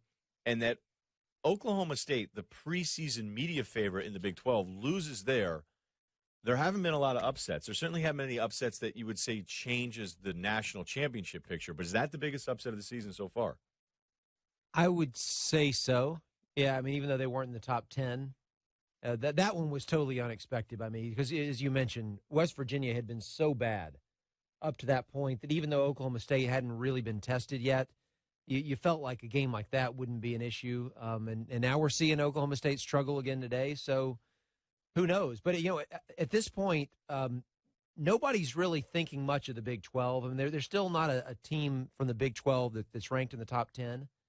And now we look at Oklahoma State and them losing that game, and it's like, well, you know what? That conference might be even weaker up top than we thought it was. What about Miami and Florida, though? Because that was the other one that you guys were bringing up. Yeah, and that was a big upset, too. I mean, Miami was outgained by Florida by about 200 yards. It was like 212 to 413, something like that. But it was 5 turnovers by Florida, forced by Miami. That was the difference in that game. And so, really, from the standpoint of upsets, that was an upset, I think. Not bigger, though? Not bigger. No. Yeah, Miami was only about a 3-point underdog. Right. Yeah, they were at home. But also figure that Miami also, has playmaking capability. I mean, they had to be joined for a few minutes here by the president of Bowling Green State University, Mary Ellen Mazes. He said we're a big football fan. When you were with us last year, I had a chance to see some of the big games down south. How's the football compare up in this part of the country now that you've been here for a year? I love it, and I love this football team. We're very, very proud of them. A lot of reason for everyone to be proud of them, the way they've been performing here. 14-0 lead here at the start of the third quarter. It's an exciting day at the university with homecoming, and you were down presenting to the homecoming king and queen. It's probably fun to watch the students be so excited when they achieve an award like that. It is, and we're just so fortunate that the weather got better for us while we were down there on the field. Wow, it was torrential downpour here, probably 2 or 3 hours before the game.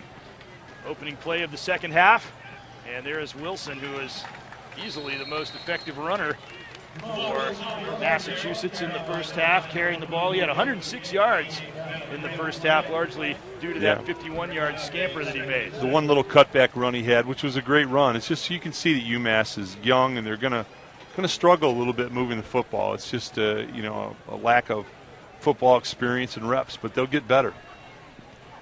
2nd down and 7. There's Doyle tucking the ball under. He saw some running room and took advantage of it, and they moved the chains. 1st down on the 39, and Massachusetts is off to a good start here. And that's something that they haven't asked A.J. Doyle to do. A little option read out of the gun and let him keep it a little bit, and that would give another dimension to their offense.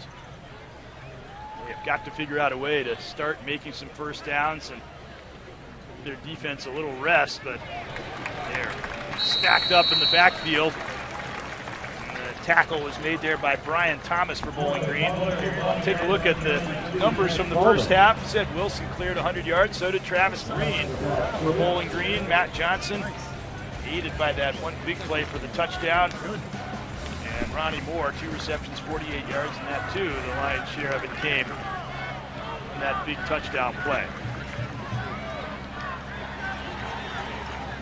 2nd and 12 from the 37. Delayed handoff, and once again the Falcons are in immediately. And this time it is Chris Pullman for Bowling Green Well, Greg, it's just that little peekaboo draw that they tried to run a couple times. The Falcons run it very, very well. They don't run it so well. They didn't block it. Dr. Mazies, they didn't get that blocked as well. I know, but as long as we win, that's all. There you go. I saw a lot of smiles on your face down there, Dr. Mazies, when you were with the kids in the band and the homecoming students. I love to be with the students. A great atmosphere is pervading this stadium in the last couple of years. Here is Doyle with a pass out, and that is incomplete. And the Falcon defense has held again. Now, you've been here for a year. Last time we talked to you, you were just sort of getting the feel for things for 2 years now.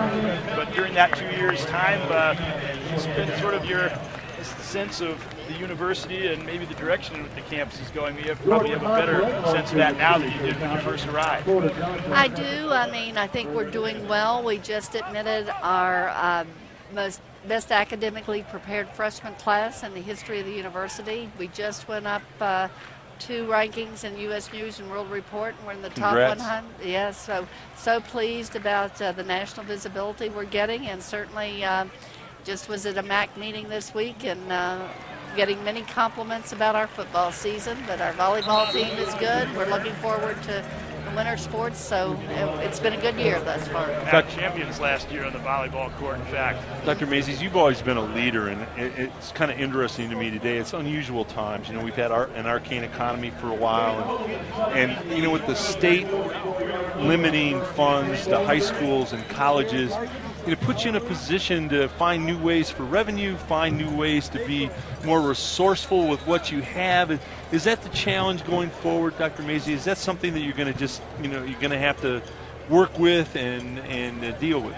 Yes, but we can do it. I mean, we're in a very competitive environment, but we compete just as well as anyone else. And I'm just so proud of our new Falcon Health Center, put forward for us by Wood County Hospital, a $5 million building, saves us $1.6 million in our student fee operating budget, and now we are renovating our rec center, which will be completed by next fall, and it'll be certainly an important component to our recruitment of the next year's freshman class. So we just have to find those partnerships out there. The new crime lab to be located on our campus by next fall, and we're starting to build forensic science programs in both chemistry and biology. So we're very proud of our new programming, what BGSU has done in the past and will continue to do in the future. It's a metaphor for what they do in the sports fields. And there's a handoff to Green, and here he goes out in the open and to the 35-yard line. That is a pickup of 20 yards, another one of those explosion plays, and the Falcons in business again. Well, we've talked about Travis a lot today. Now watch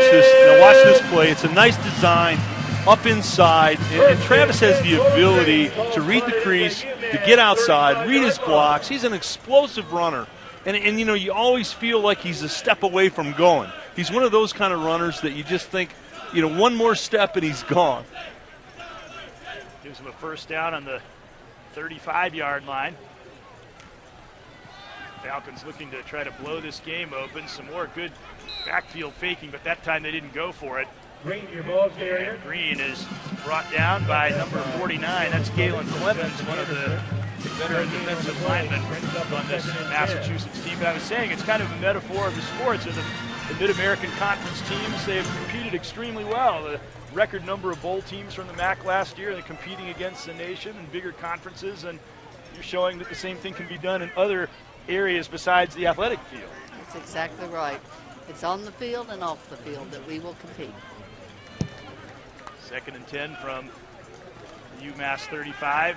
Fake to Houston. Johnson some room now as he rolls right. And a completion to Joplin, and that will be another first down as he's pushed out at the 22. You mentioned about the most prepared freshman class ever and how you're moving up in the rankings. What accounts for that? What is being done to try to continue to upgrade the caliber of instruction and the caliber of what we're doing is that freshman class had an average 3.31 grade point average, 22.6 ACT scores. So today it's so important to make sure students come in, are successfully retained and graduated. And so we think that will help our numbers even in the future. Be able to make sure they can hit the ground running and not have to worry about remediation and things of that kind. Wide open. There's a pass caught for the touchdown. And the Falcons has taken a 3-touchdown lead. There's Heath Jackson again. We mentioned he was a great player, was slowed by injuries in the past, but looks like he's going to be a whole new dimension to the Falcons offense. Well, it's a blown coverage. You wonder how somebody can get this open. Watch how quickly Matt Johnson gets the ball to him. He says, wait a minute, the big guy's open. This is going to go from A to B very quickly. That's Tyler Beck, the tight end, number 89. And we mentioned the Falcons have a lot of excellent tight ends as well. In fact, they had so many that Kendall Montgomery, who was another one of them, got shifted to the defensive line. And Alex Bayer, we saw him, he got shaken up a little bit earlier this game, and now Tyler Beck just steps on and takes over for a touchdown reception. And the Falcons lead 21-0 with the conversion, and we'll be right back.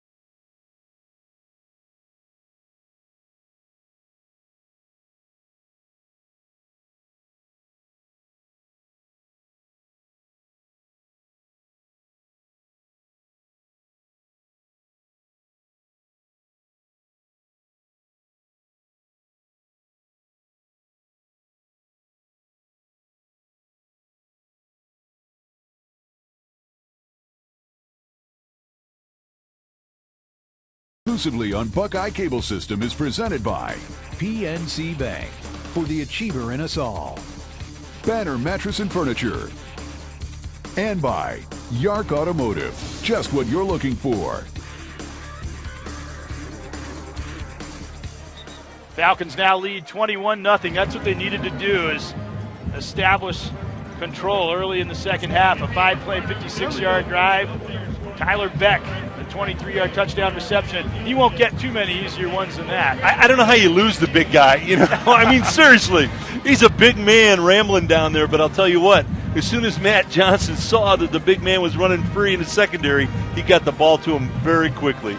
You get a good look at Matt on the phone. He's saying, "Hey, dial me up another big guy loose in the secondary." And of course, Matt Schultz, the other great BG quarterback, standing next to him. Yeah, that was as a quarterback, you love to see that. Those are easy pitch and catch.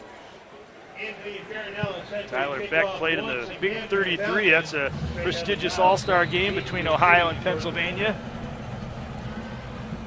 prior to coming to Bowling Green.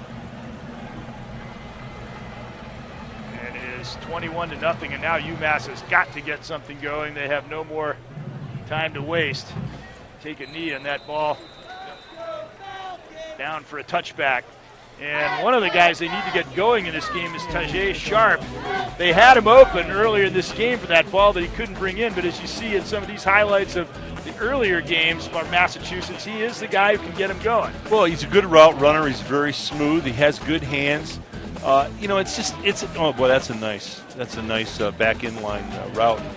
He has a smoothness to him, but you got to get him the ball. Sometimes when you've got a receiver like that, you've got to just force feed him the football and just, regardless of the coverage, keep forcing the ball to him to get him in a rhythm. In that drop category, one of them represents about 50 yards. It came right after the first Falcon touchdown. It would have been just an absolutely huge play for Massachusetts that they missed out on, and they get stuffed on 1st and 10 there. Well, you can see that when UMass gets down, you know, they don't have that ability to score a lot of points rapidly.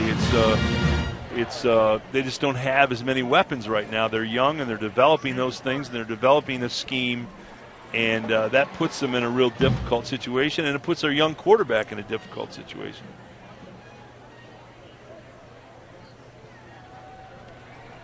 There's Doyle, flushed out of the pocket, and he'll run for the sidelines. One of the things we haven't mentioned that's really fascinating about this Bowling Green defense is they have done so well in so many categories in spite of two obstacles they've had to overcome. One is the loss of Chris Jones, who was the MAC Defensive Player of the Year last season, so they haven't generated as much as a pass rush because you're never going to do as much as you lose a guy like that. And they haven't picked off one pass all season long. In fact, there was a 241 pass streak between interceptions. The last one they got was last season against Kent State, and yet despite those two factors, they're still doing so well defensively. Well, there's always an anomaly with stats if you get into them. There was one tipped earlier today in the first quarter they could have gotten that was volleyballed up in the air. Sometimes the stats are somewhat misleading. This is a solid defense. How many passes they pick off, I don't know, but I know this about them. They're solid against the run. They'll shut the run down. They're good on cover. They have great press corners. They're just going to be a tough defense to score against. It's the first reception to Rob Blanchflower, the senior captain tight end who missed the first 3 games with injuries. That's his 90th career reception for over 900 yards, and the Falcons have done a good job neutralizing him in this game.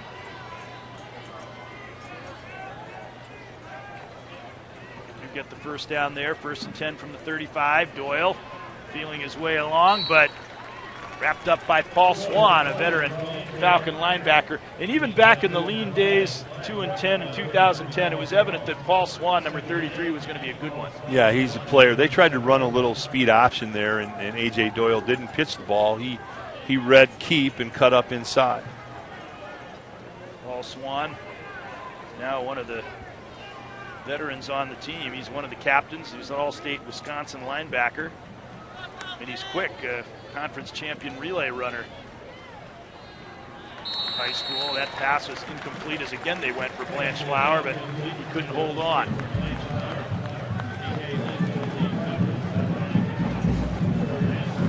DJ Lynch had him well covered. It'll be 3rd and long again. They faced a lot of these 3rd and long situations, and they're not a team that is really conducive to converting those type of situations. Well, we said at the top of the broadcast that the UMass would have to try to establish an identity offensively. Who are they? And they really haven't established an identity. They, pass or run, they've kind of been shut down today by a, really strong Falcon defense. Fortunately, that's been the identity. They haven't been able to move the football. Yeah, there you go. And another pass is underthrown. Wouldn't have been enough for the first down anyway. And UMass will have to punt the ball again.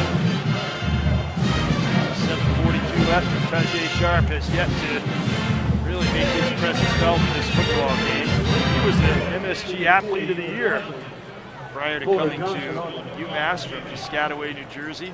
He had 11 catches against Maine and was the only returning starter in their receiving corps. Jordan Hopgood, who made a good catch of the last punt. It's a good thing he made it, too. It averted possible turnover in Falcon territory. Well, it might have been partially blocked. And it goes out on the 41. A short kick, just 23 yards, and Bowling Green will have good field position again. 21-0, Bowling Green leading nearing the midway mark of the 3rd quarter.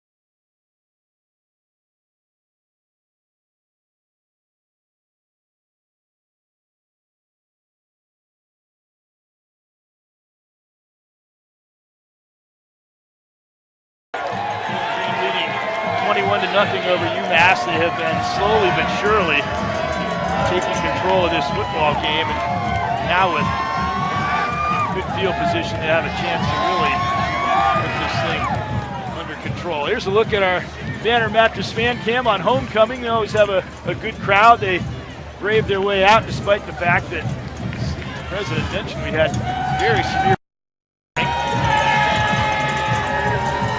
Now it's cleared up and enjoying the proceedings here.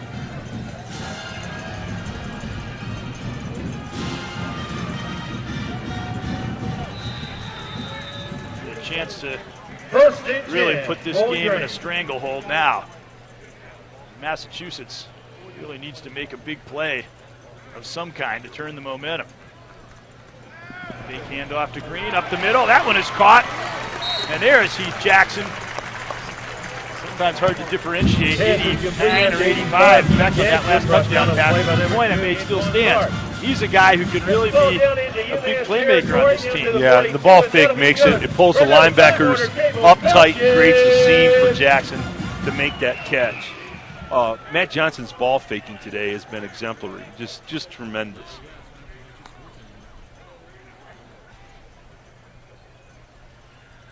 As the Massachusetts defense gets more and more overworked, the Falcons are having more and more success. They seem to be opening up big holes now. Just about every running play as Travis Green drives another 9 or 10 yards. Well, this simple scheme, this peekaboo draw, again, it's an old Paul Brown play the Bengals used to run, Cincinnati Bengals back in the late 60s. And what it does is you show pass first out of the gun, the receivers run off, the linebackers go into the drops, and then you delay draw to the back, and he just reads the crease. And it's killing UMass. It's really single-handedly causing them a lot of problems. Second down and a yard. And Green, he'll make that easily and sailing into space for another good gain to the 24, but a couple of flags down. But still, they're opening up the holes regardless. Conceivably, this one could come back.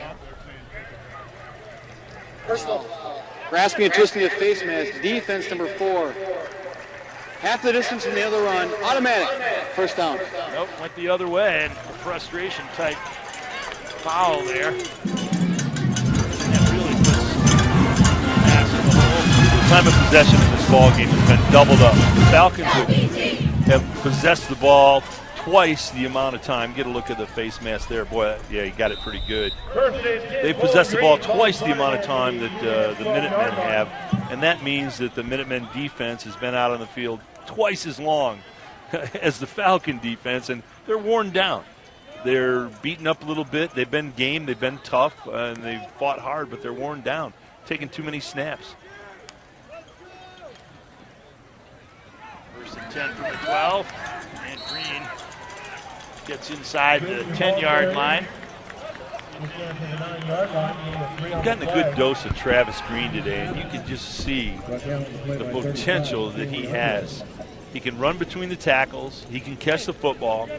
He can run a stretch and get to the edge, and he's electric when he gets in the open field. I mean, there's a lot more to come from this young man.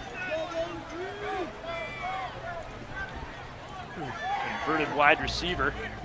He was behind a lot of talented running backs when he shifted to that running back position. Wide open in the end zone. Touchdown. And there it is, Heath Jackson with a touchdown catch. Well, the ball fake by Matt Johnson makes the play. Faking to Travis Green. So look at the peekaboo draw. Now watch this. Makes the peekaboo draw, pulls it out, wide open, touchdown. That's the second consecutive touchdown where the receivers get most embarrassingly wide open. When you fake that draw, the linebackers come up inside, and that creates a wide open seam. They react to the fake.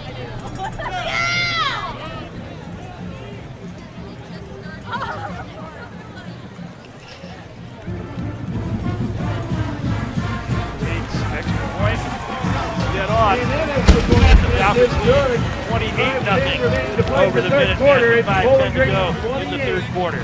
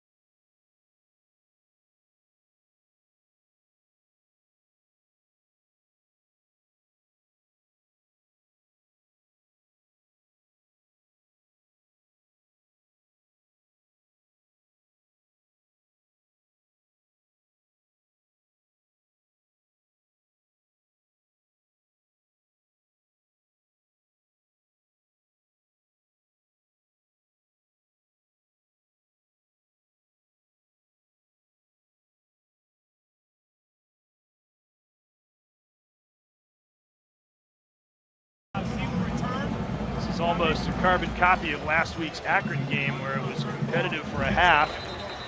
And then the Falcons just really took control in the second half and opened up the score. There's the drive, 5 yards, 55 plays, average of 11 yards a play, and he was so wide open in the end zone for that touchdown. Well, he's wide open for a couple of reasons. Great ball fake by Matt Johnson, number one. The running of Travis Green on the peekaboo draw. They faked the peekaboo draw, and they put the receiver in the seam. It's called a replacement route. The receiver goes where the linebackers would be. See the fake? And that's where the linebackers would be. Touchdown.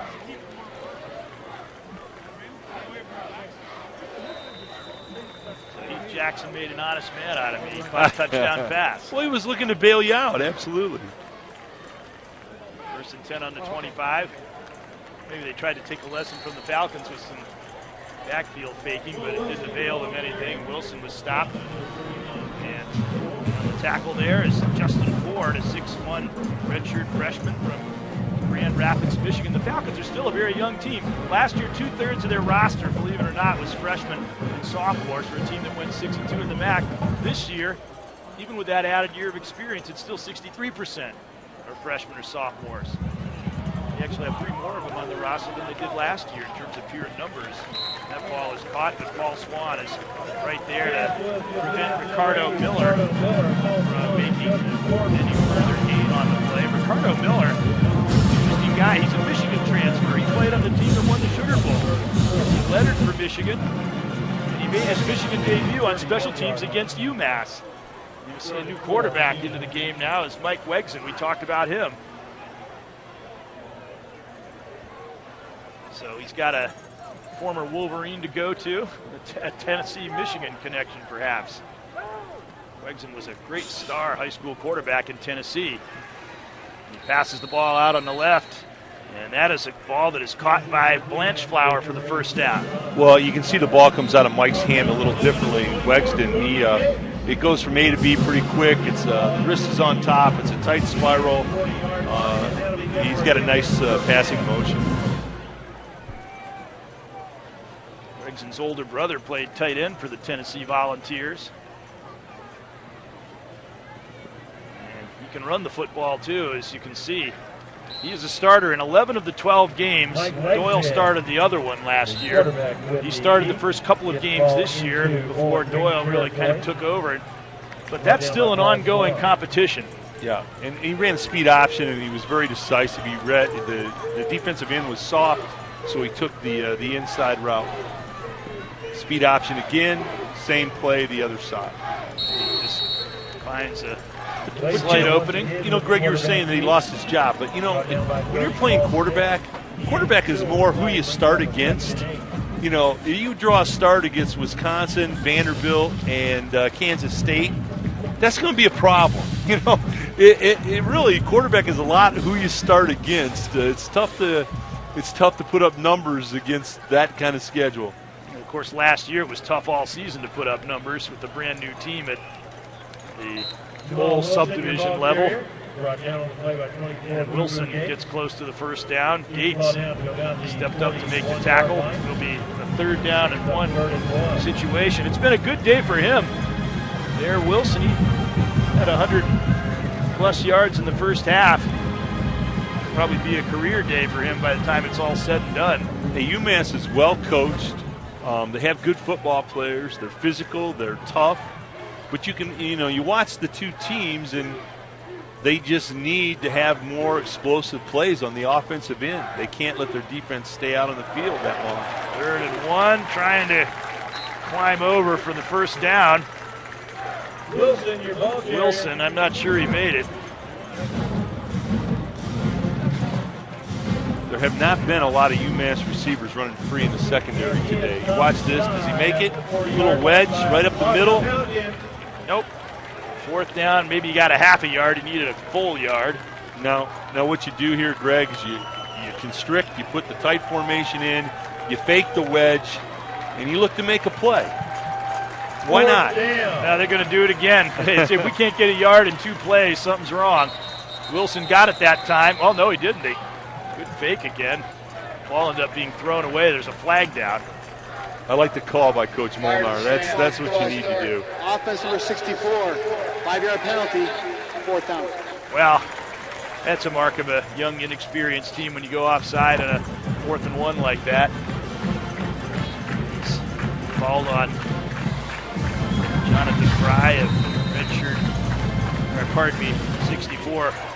Al Leonis, a 6'2", 295-pound sophomore.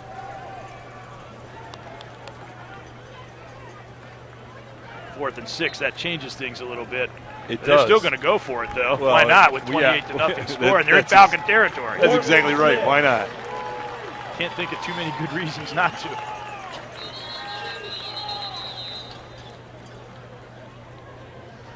Again, a whistle before the snap.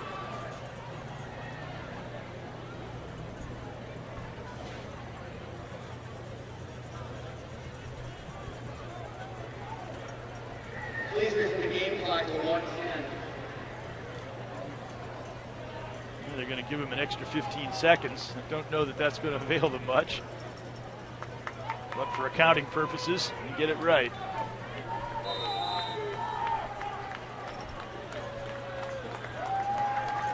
The absence of a big play threat has really been the story in this game. They popped one, maybe had a chance for another, if not for a drop, but the Falcons have not had to respect that option. So they've been able to really come hard. But there's a pass to Sharp, and he caught it crossing across the middle, and Truss stopped him, but they do get the first down. Credit Coach Molnar. What they did is they ran a pick play here. Watch this. This is a nice design. They ran 2 receivers down, and see the pick come underneath? 2 receivers down, the pick went in the middle, and it was a nice design. Staying or moving? First things first, they just need to try to get on the scoreboard. This has been their deepest penetration of the game. Gregson under pressure, and he just gets rid of it. Brian Thomas is right in on him, but there goes a late flag.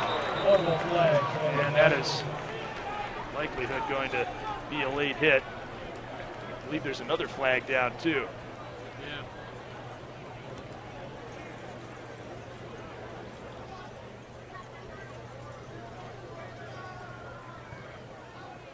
There are offsetting fouls in the play. Holding offense number 70. Personal foul, roughing the passer. Defense number 43. Fouls offset, repeat. Yeah, there you go. Well, take a look. Wigson's trying to escape the pressure.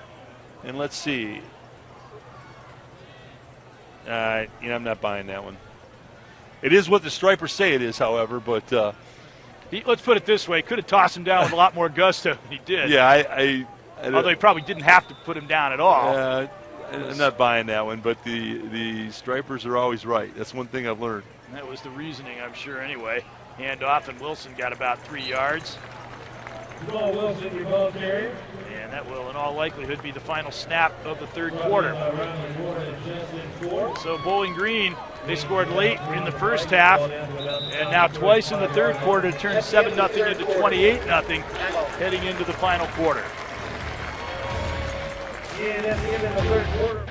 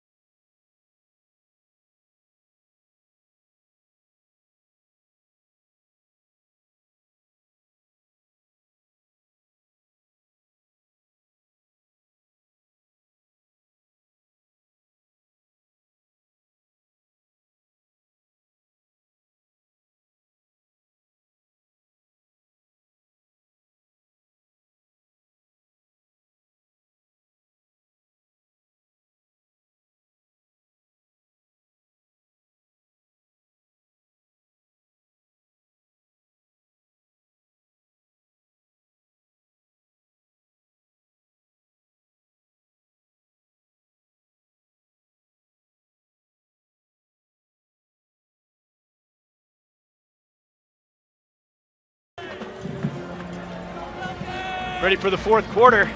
Bowling Green leading 28-0. And it's our pleasure to be joined here in this start of this fourth quarter by the new athletic director at Bowling Green State University, Chris Kingston. And certainly it's a good time to come into Bowling Green with a lot of the success that's been going on at the athletic teams. How have you found the campus and just the life here at BGSU and your time you've been here? Yeah, absolutely. And, thanks for having me today, guys, and thanks for being here for the broadcast. As advertised, that's what I would say. And I had my eyes wide open coming in, and I knew that this was a good job. This is my 83rd day, and every day it's reinforced with what I see and through the people, the resources, and the opportunities that we have.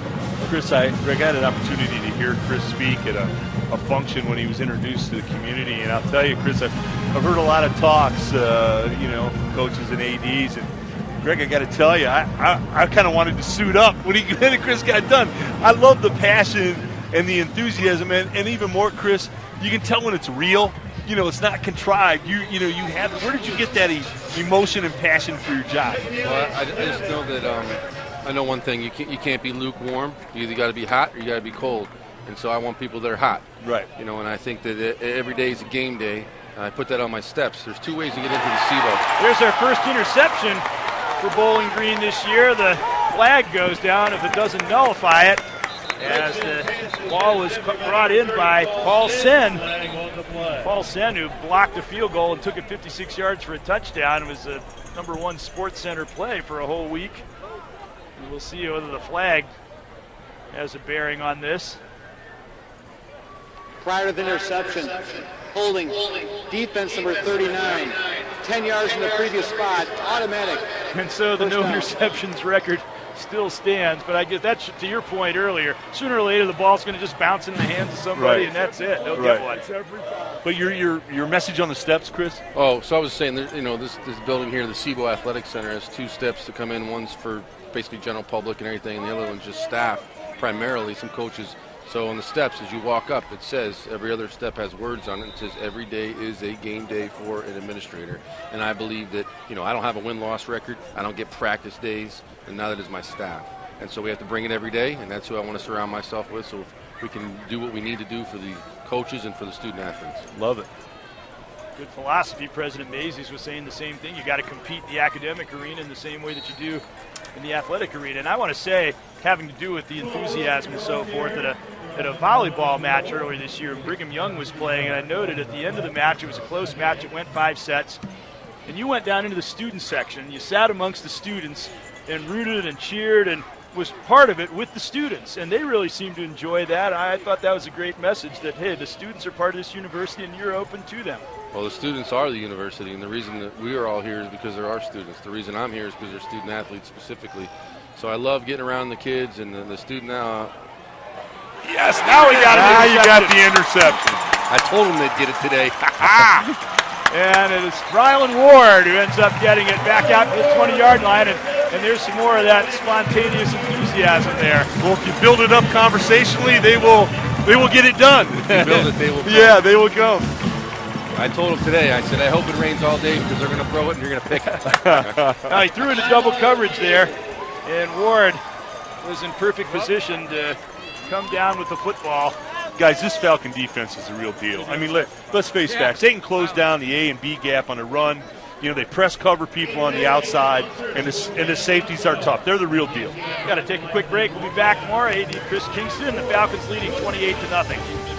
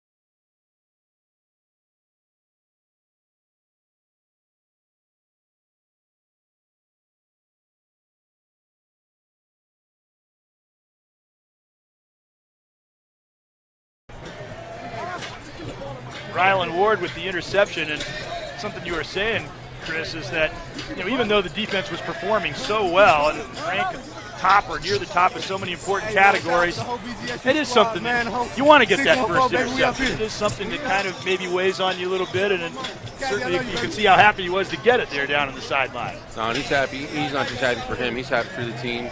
Everybody down there is a team player in the orange and brown, and so I'm happy for them.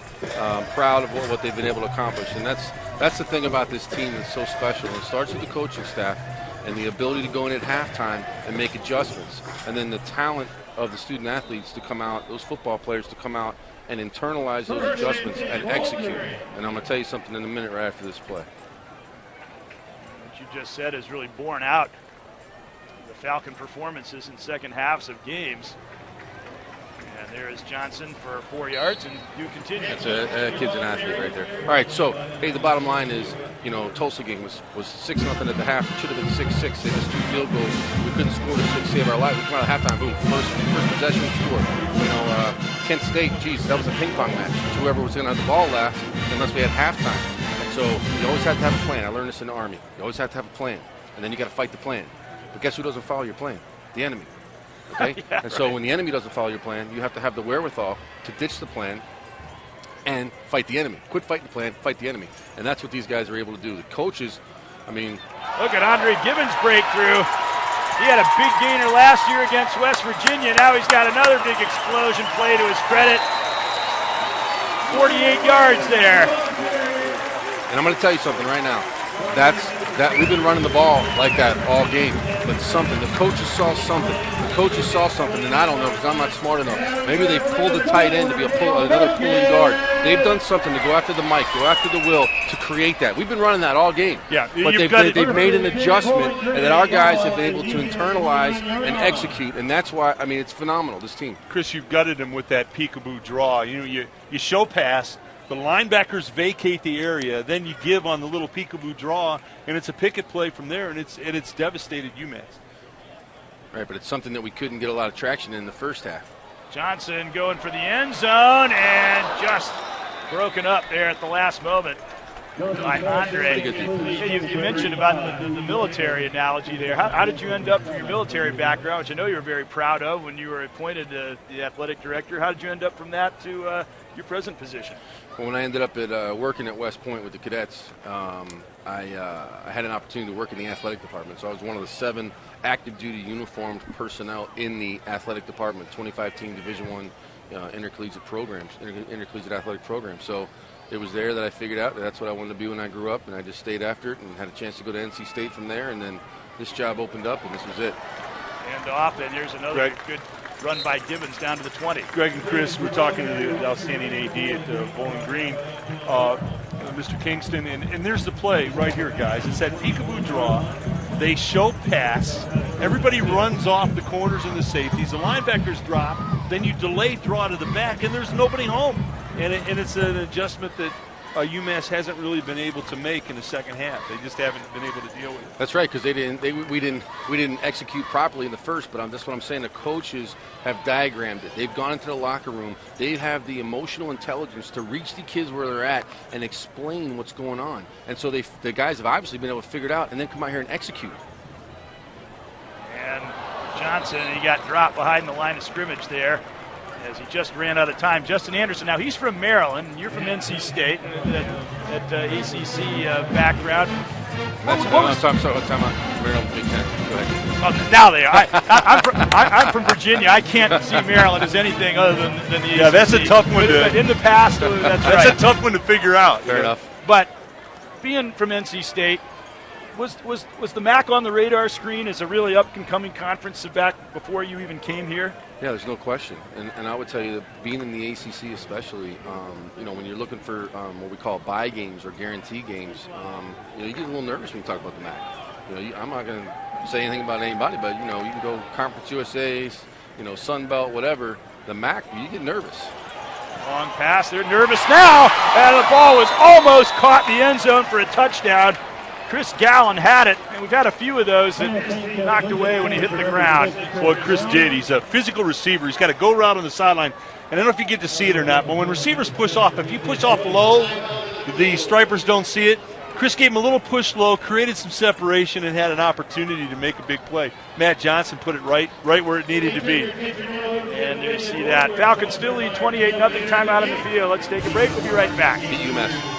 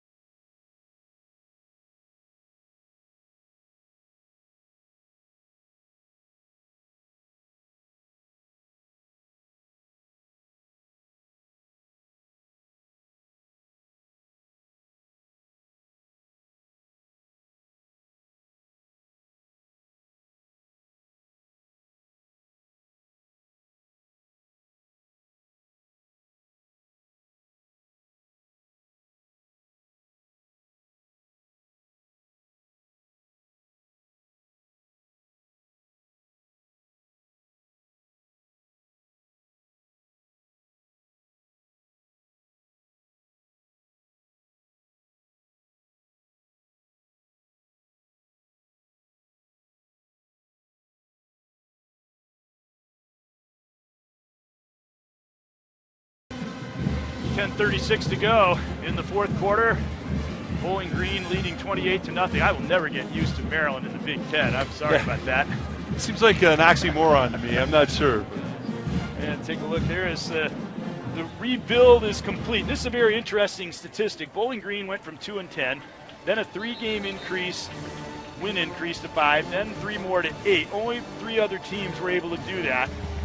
And now the Falcons off to a better start than either San Jose State, Utah State, or Vanderbilt. And it looks like they might even be able to keep that 3-win increase pattern going this year. Well, that graphic in itself tells the story. And, Coach Clausen had a plan. You talked about it earlier in the broadcast. He's turned every program around that he's ever been at. And when you do that, that's not an accident. You have a plan that you follow. You have a blueprint. You get a good look at the outstanding Bowling Green coach right now, Dave Clausen. You have a blueprint that you believe in. And he believed in making the Falcons more physical, improve the run game, make the defense more physical, and he knew that he would win with that program. By the way, notice the last team on that list, Vanderbilt, which was the last opponent of Massachusetts to go with Kansas State and Wisconsin. Yeah, so that shows how tough a schedule they have. UMass has had a very difficult schedule, no question. And they have talented kids. They're well coached. There's been no quitting them. They've fought all the way through here today. And there's talent on the field. I mean, there's talent. It's just going to be a matter of reps, maybe, fixing the schedule, ameliorate the schedule a little bit so it's not so brutal, and they'll get there. Another interesting thing, they've had a bit of a distraction this week heading up into the game. We touched on it earlier on. There's the pitch out to Wilson. He gets close to the first down yard. Should be 3rd and short.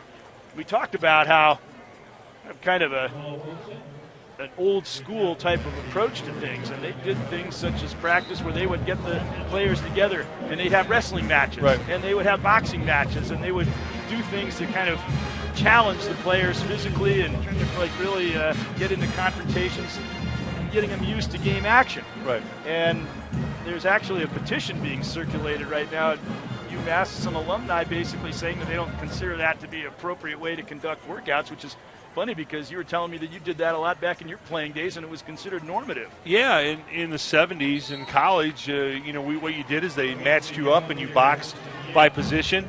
So the linemen boxed one another, and they were all big gloves and with referees and headgear and mouthpieces, but you boxed your position, and they taught you to be competitive, and it was well organized and well structured. I thought it was great. You learned a lot about competing. You learned a lot about toughness, and I thought it was great. Charlie Molinar said that they always took great safety precautions and did everything under controlled circumstances. That pass is caught for a first down. And I think there's a certain notion afloat that maybe if UMass was 4-0 instead of 0-4, yeah, nobody would be saying anything about anything. Well, I mean, let's face facts. We also have a litigious society today, and somebody may have been, I don't know the full story, but somebody may have been had an accident or injured a little bit, and there's a lot of things that go. Probably what you did in the 70s, you really can't do today. It's a different. Yeah, I don't know how Vince Lombardi would operate. He only knew one way how to do things. Bear Bryant, Vince Lombardi, and Woody Hayes would all be fired today in college football, probably. Wegson out of the pocket. He ran and got close to the first down. Let's go for more on this. Why don't we go down to the sidelines with Rick Poland? Yeah, guys, it was kind of questionable when this petition came out, but basically it was a film that was done under the auspices of the university, and it showed winter conditioning. Some guys wrestling in the snow, some boxing with protective gear, and some people took offense to it. And oddly enough, now there's another petition to counteract that petition. So, who knows? And to me, the timing was just odd. The film was done in 2012. And this comes, during their bye week when they're 0-4. So, Rick brings up a great point too, I think, Greg, and that is, you need to teach kids to compete. And there aren't people that are just. There are some people that are natural competitors, but others, you need to teach them to compete in a competitive environment. And part of that is setting up that kind of a scenario where you put a little pressure on them and you make them get outside themselves and maybe be a little tougher. And, I'm sure that's what Coach was trying to do. Everybody looked like they were having fun in those films. Offensive 89. Like I said, I did it in college. Repeat, third down. And the players, they all never indicated they had an issue. There was one player that you mentioned that transferred and basically said he'd suffered a separated shoulder in one of those, but you can get injured in just about anything you do. Right, and that's the risk that you sign on, when you play football. And I'm sure the coach has the best interest of his kids, and he's an outstanding coach, and he's building a program, and he's trying to teach them to compete. They obviously need that to really move up to the higher echelons in the MAC. And they did compete well in this game for about a quarter, but got to do it for 60 minutes. Still a very young team. 2nd and 11. Wegson dumps it over the middle. Completed. Oh, that's a great open field tackle there. Laid on by Brian Sutton as he catapulted Derek Beck. For the good tight ends on this team. And one thing about Massachusetts, too, is people think, well, they used to be a Division II team or championship subdivision. Look at all the guys that they've sent into the National Football League. Well, I mean, the way the football is structured today in the NFL, if you're good, I don't care where you play, but they're going to find you. It's a different world today, and they've put a lot of people in the NFL. You look at any training camp roster, and you're going to see it dotted with a number of players from smaller schools. And of course, now they are in the highest classification. And I don't know, they'll have to change the name again, thank goodness, from Bowl Subdivision because they've got a championship playoff now. If you watch Wigsden for UMass, and A.J. Doyle did a fine job, and he's a young guy, and he's going to get better. But if you watch Wigsden, the ball comes out of his hands faster. He seems a little more confident. He moves a little bit better, more decisively. I wouldn't be surprised if he wins back that job eventually. Well, the representatives from Massachusetts here, from their sports information department, were very clear that it is an ongoing situation. By no means is Doyle connects the job permanently. And it does appear that Wegson maybe has a few more tools and maybe throws the ball a little bit better. And he doesn't run it too bad either as he got down to the 35 and get the first down yardage. Well, A.J. Doyle is going to be outstanding for them, but you can just see he's youthful and he doesn't have the reps and the experience. Wigston's got a little more savvy and a little more moxie, and the ball does come out of his hand a little bit better. He can spin it a little bit better.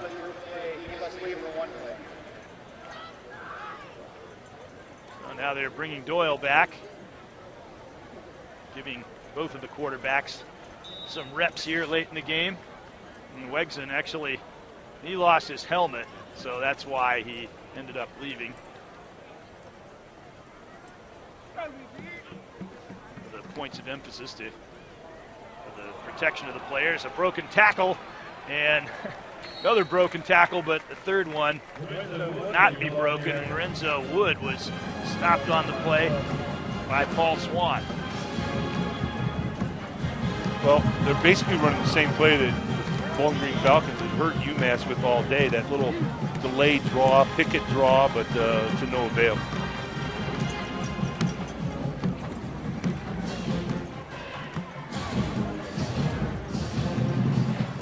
back on after having served his time.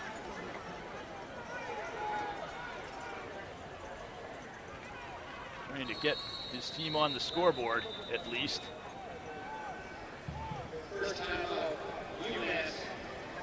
But UMass has called a timeout with 5:07 left. Let's take a break. We'll be right back. 28-0 Bowling Green.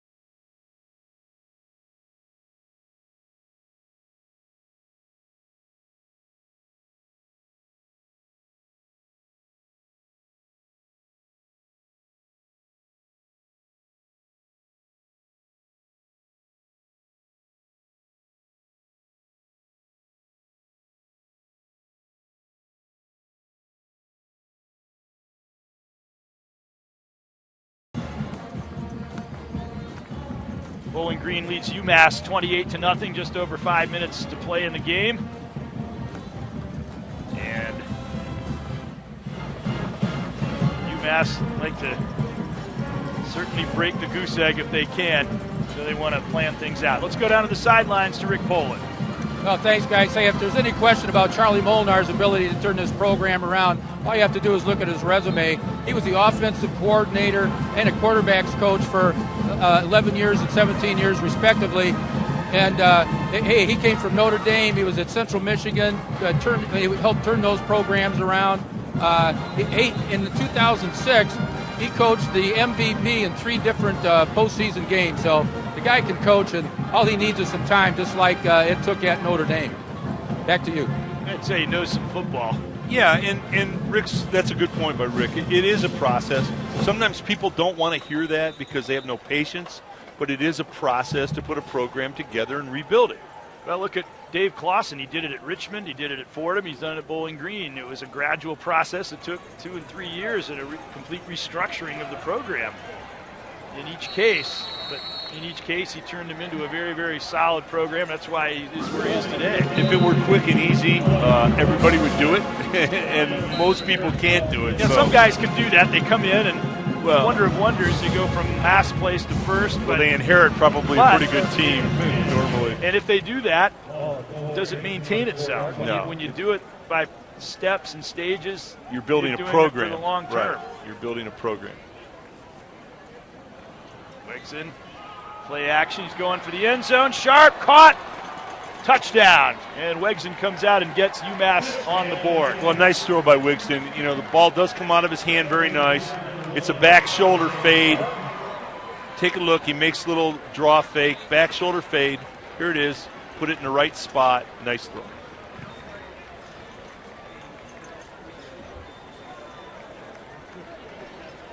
And he brought that one down despite wrestled with in midair by Will Watson. The extra point. We had him covered closely.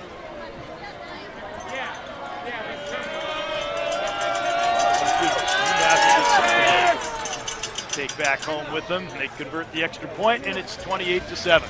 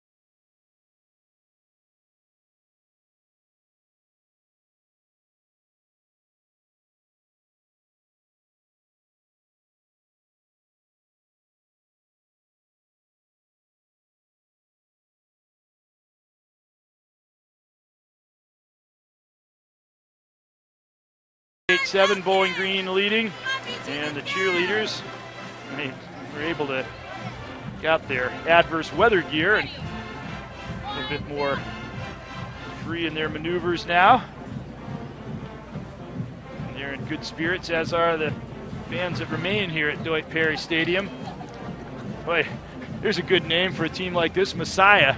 And who knows, maybe if they stick with Charlie Molinar, he can be their Messiah. Well, you know what you have to do is you have to take this game from the UMass perspective, and they competed in certain areas of this ball game and for certain time periods.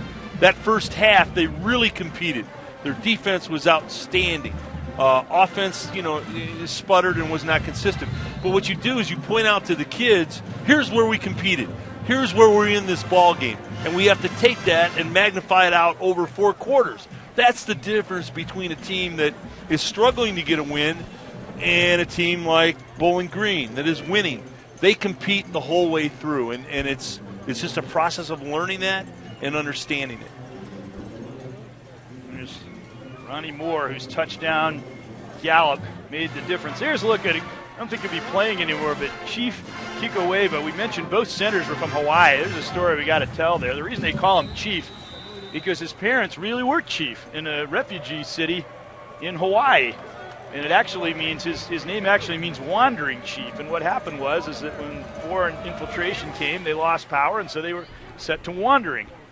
And so Chief Kikoweva from Hawaii, he's came from Arizona Central Junior College, where he was an all-conference and all-national performer there, and hasn't missed a game at center for Bowling Green since coming, and one of 2 Hawaiian centers in this game. Very interesting story.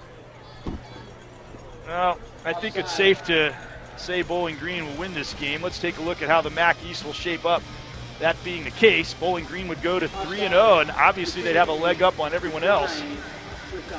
Well, they're in the driver's seat for sure, and what we've seen today from the Falcons, they are a well-rounded football team. They can run the football, they can stop the run, and they can throw, and they've got a very good quarterback, and they're excellent on special teams. So, they're in good position. Bowling Green was picked first or second in just about every poll. Toledo in the MAC West, just behind Ball State. They have a big game with Western Michigan today. If they can win that, they can still be in position, but they lost to Ball State starting the MAC West schedule, so they're going to have to make up for that at some point. Well, Toledo had a tough pre-conference schedule, and they played their first 4 out of 5 games on the road, and they're going to be home for a stretch, so they may get some wins and get healthy pretty quick.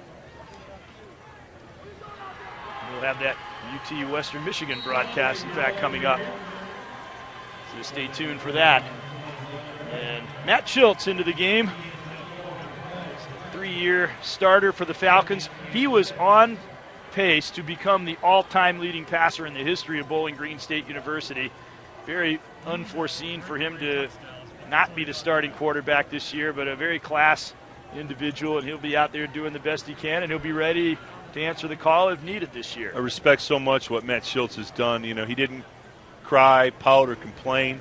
He's been a total class act, a good leader, team player. And I'll tell you what, when you've been replaced at quarterback, when you've been the guy for a long time, you've been the guy, and you've done very, very well. He took him to an 8-5 season last year. It's extremely difficult to take, and he's handled it with class. Yeah, even more so, Steve Johnson, you can't argue with his performance. He's been outstanding. Yep. That's the bottom line, but when Matt Schultz took over, they were a 2-10 team, and we saw the records earlier about how they steadily improved into to then not be the guy the year when it's all going to maybe come to fruition. Right. That's got to be tough. It's very difficult, and he's handled it as well as a young man can. Nonetheless, everybody understands that it's a competitive business, and you got to perform the best. Whoever does it is going to get the job. Jackson gets the pass for the first down.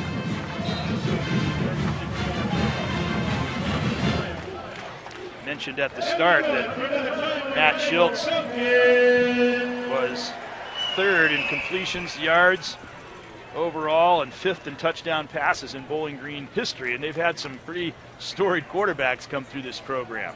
Well, he might not be starting now, but I tell you, he's still probably a top 4 quarterback in the MAC presently as we speak. He has real skills. Hands that ball off, but a 3-yard pickup there. So where do the Falcons go from here? They go to Mississippi State next week for a non-league encounter, and they'll want to stay sharp for their arch rivals. Toledo come in here. They moved that from the end of the season to the middle of the season to make for a really great setting for that game. Then Miami, Ohio was the other team. If Bowling Green was ever picked second instead of first in their division, it was because Ohio was picked first. Then a couple more games at the end of the season. So they've got some big hurdles in front of them. Well, the Mississippi State game will be tough. Their one hiccup was a 42-10 loss to Indiana. Over the years, Bowling Green and MAC teams have had pretty good success against lower level teams in big conferences. Quite honestly, the Falcons said that maybe their problem was that they were overconfident going into that Indiana game. Well, the Indiana teams, offensively, they're a real deal. They're going to score points on a lot of people. They caught Indiana on a day when their spread offense and option offense was very, very good. Bowling Green actually led that game 10-7 well into the second quarter. Paul Sen had that 56-yard touchdown fumble recovery return.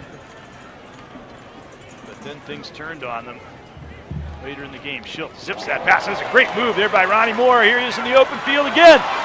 He might win this sprint all the way to the end zone. They finally cut him off at the pass at the 15-yard line. Tackle made by Antoine Thart, but boy, can he turn it on in the open field. Well, it was a quick hitch to Ronnie Moore. Matt Schultz gets it to him right away. Boom, A to B. Now watch it, nice move, jump step. Now watch Ronnie turn it on right here.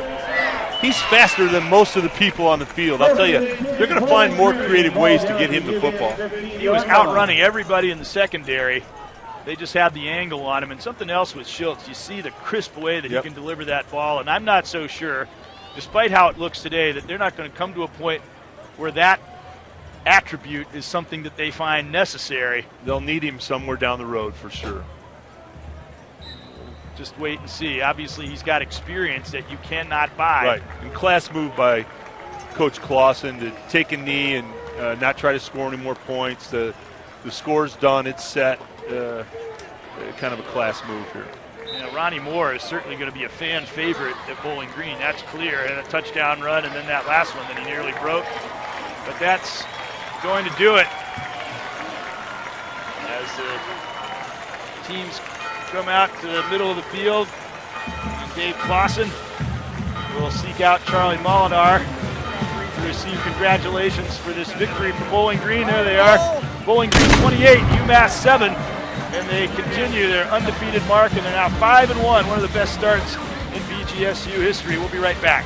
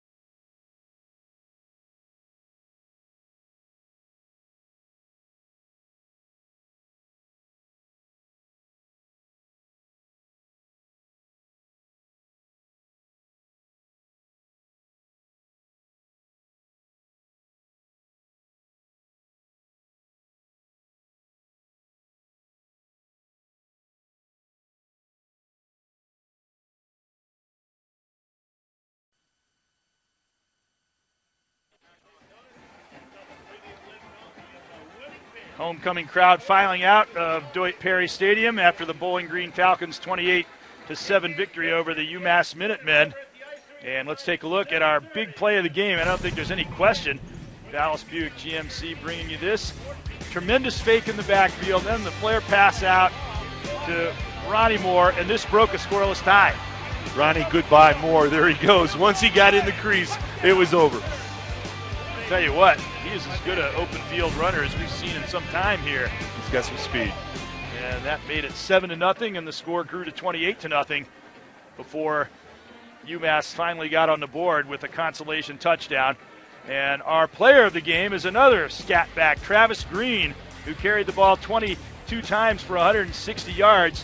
And the Falcons lost their big running back last year, Anton Samuel, picked up 998 yards like manna from heaven from the same high school. Here comes the guy who's carrying the ball for him. Yeah, Travis was exceptional today. That delayed draw, that peekaboo draw. And then once he got into the second level past the linebackers, his ability to cut was tremendous. So Bowling Green wins it 28-7 over UMass, and we'll be right back.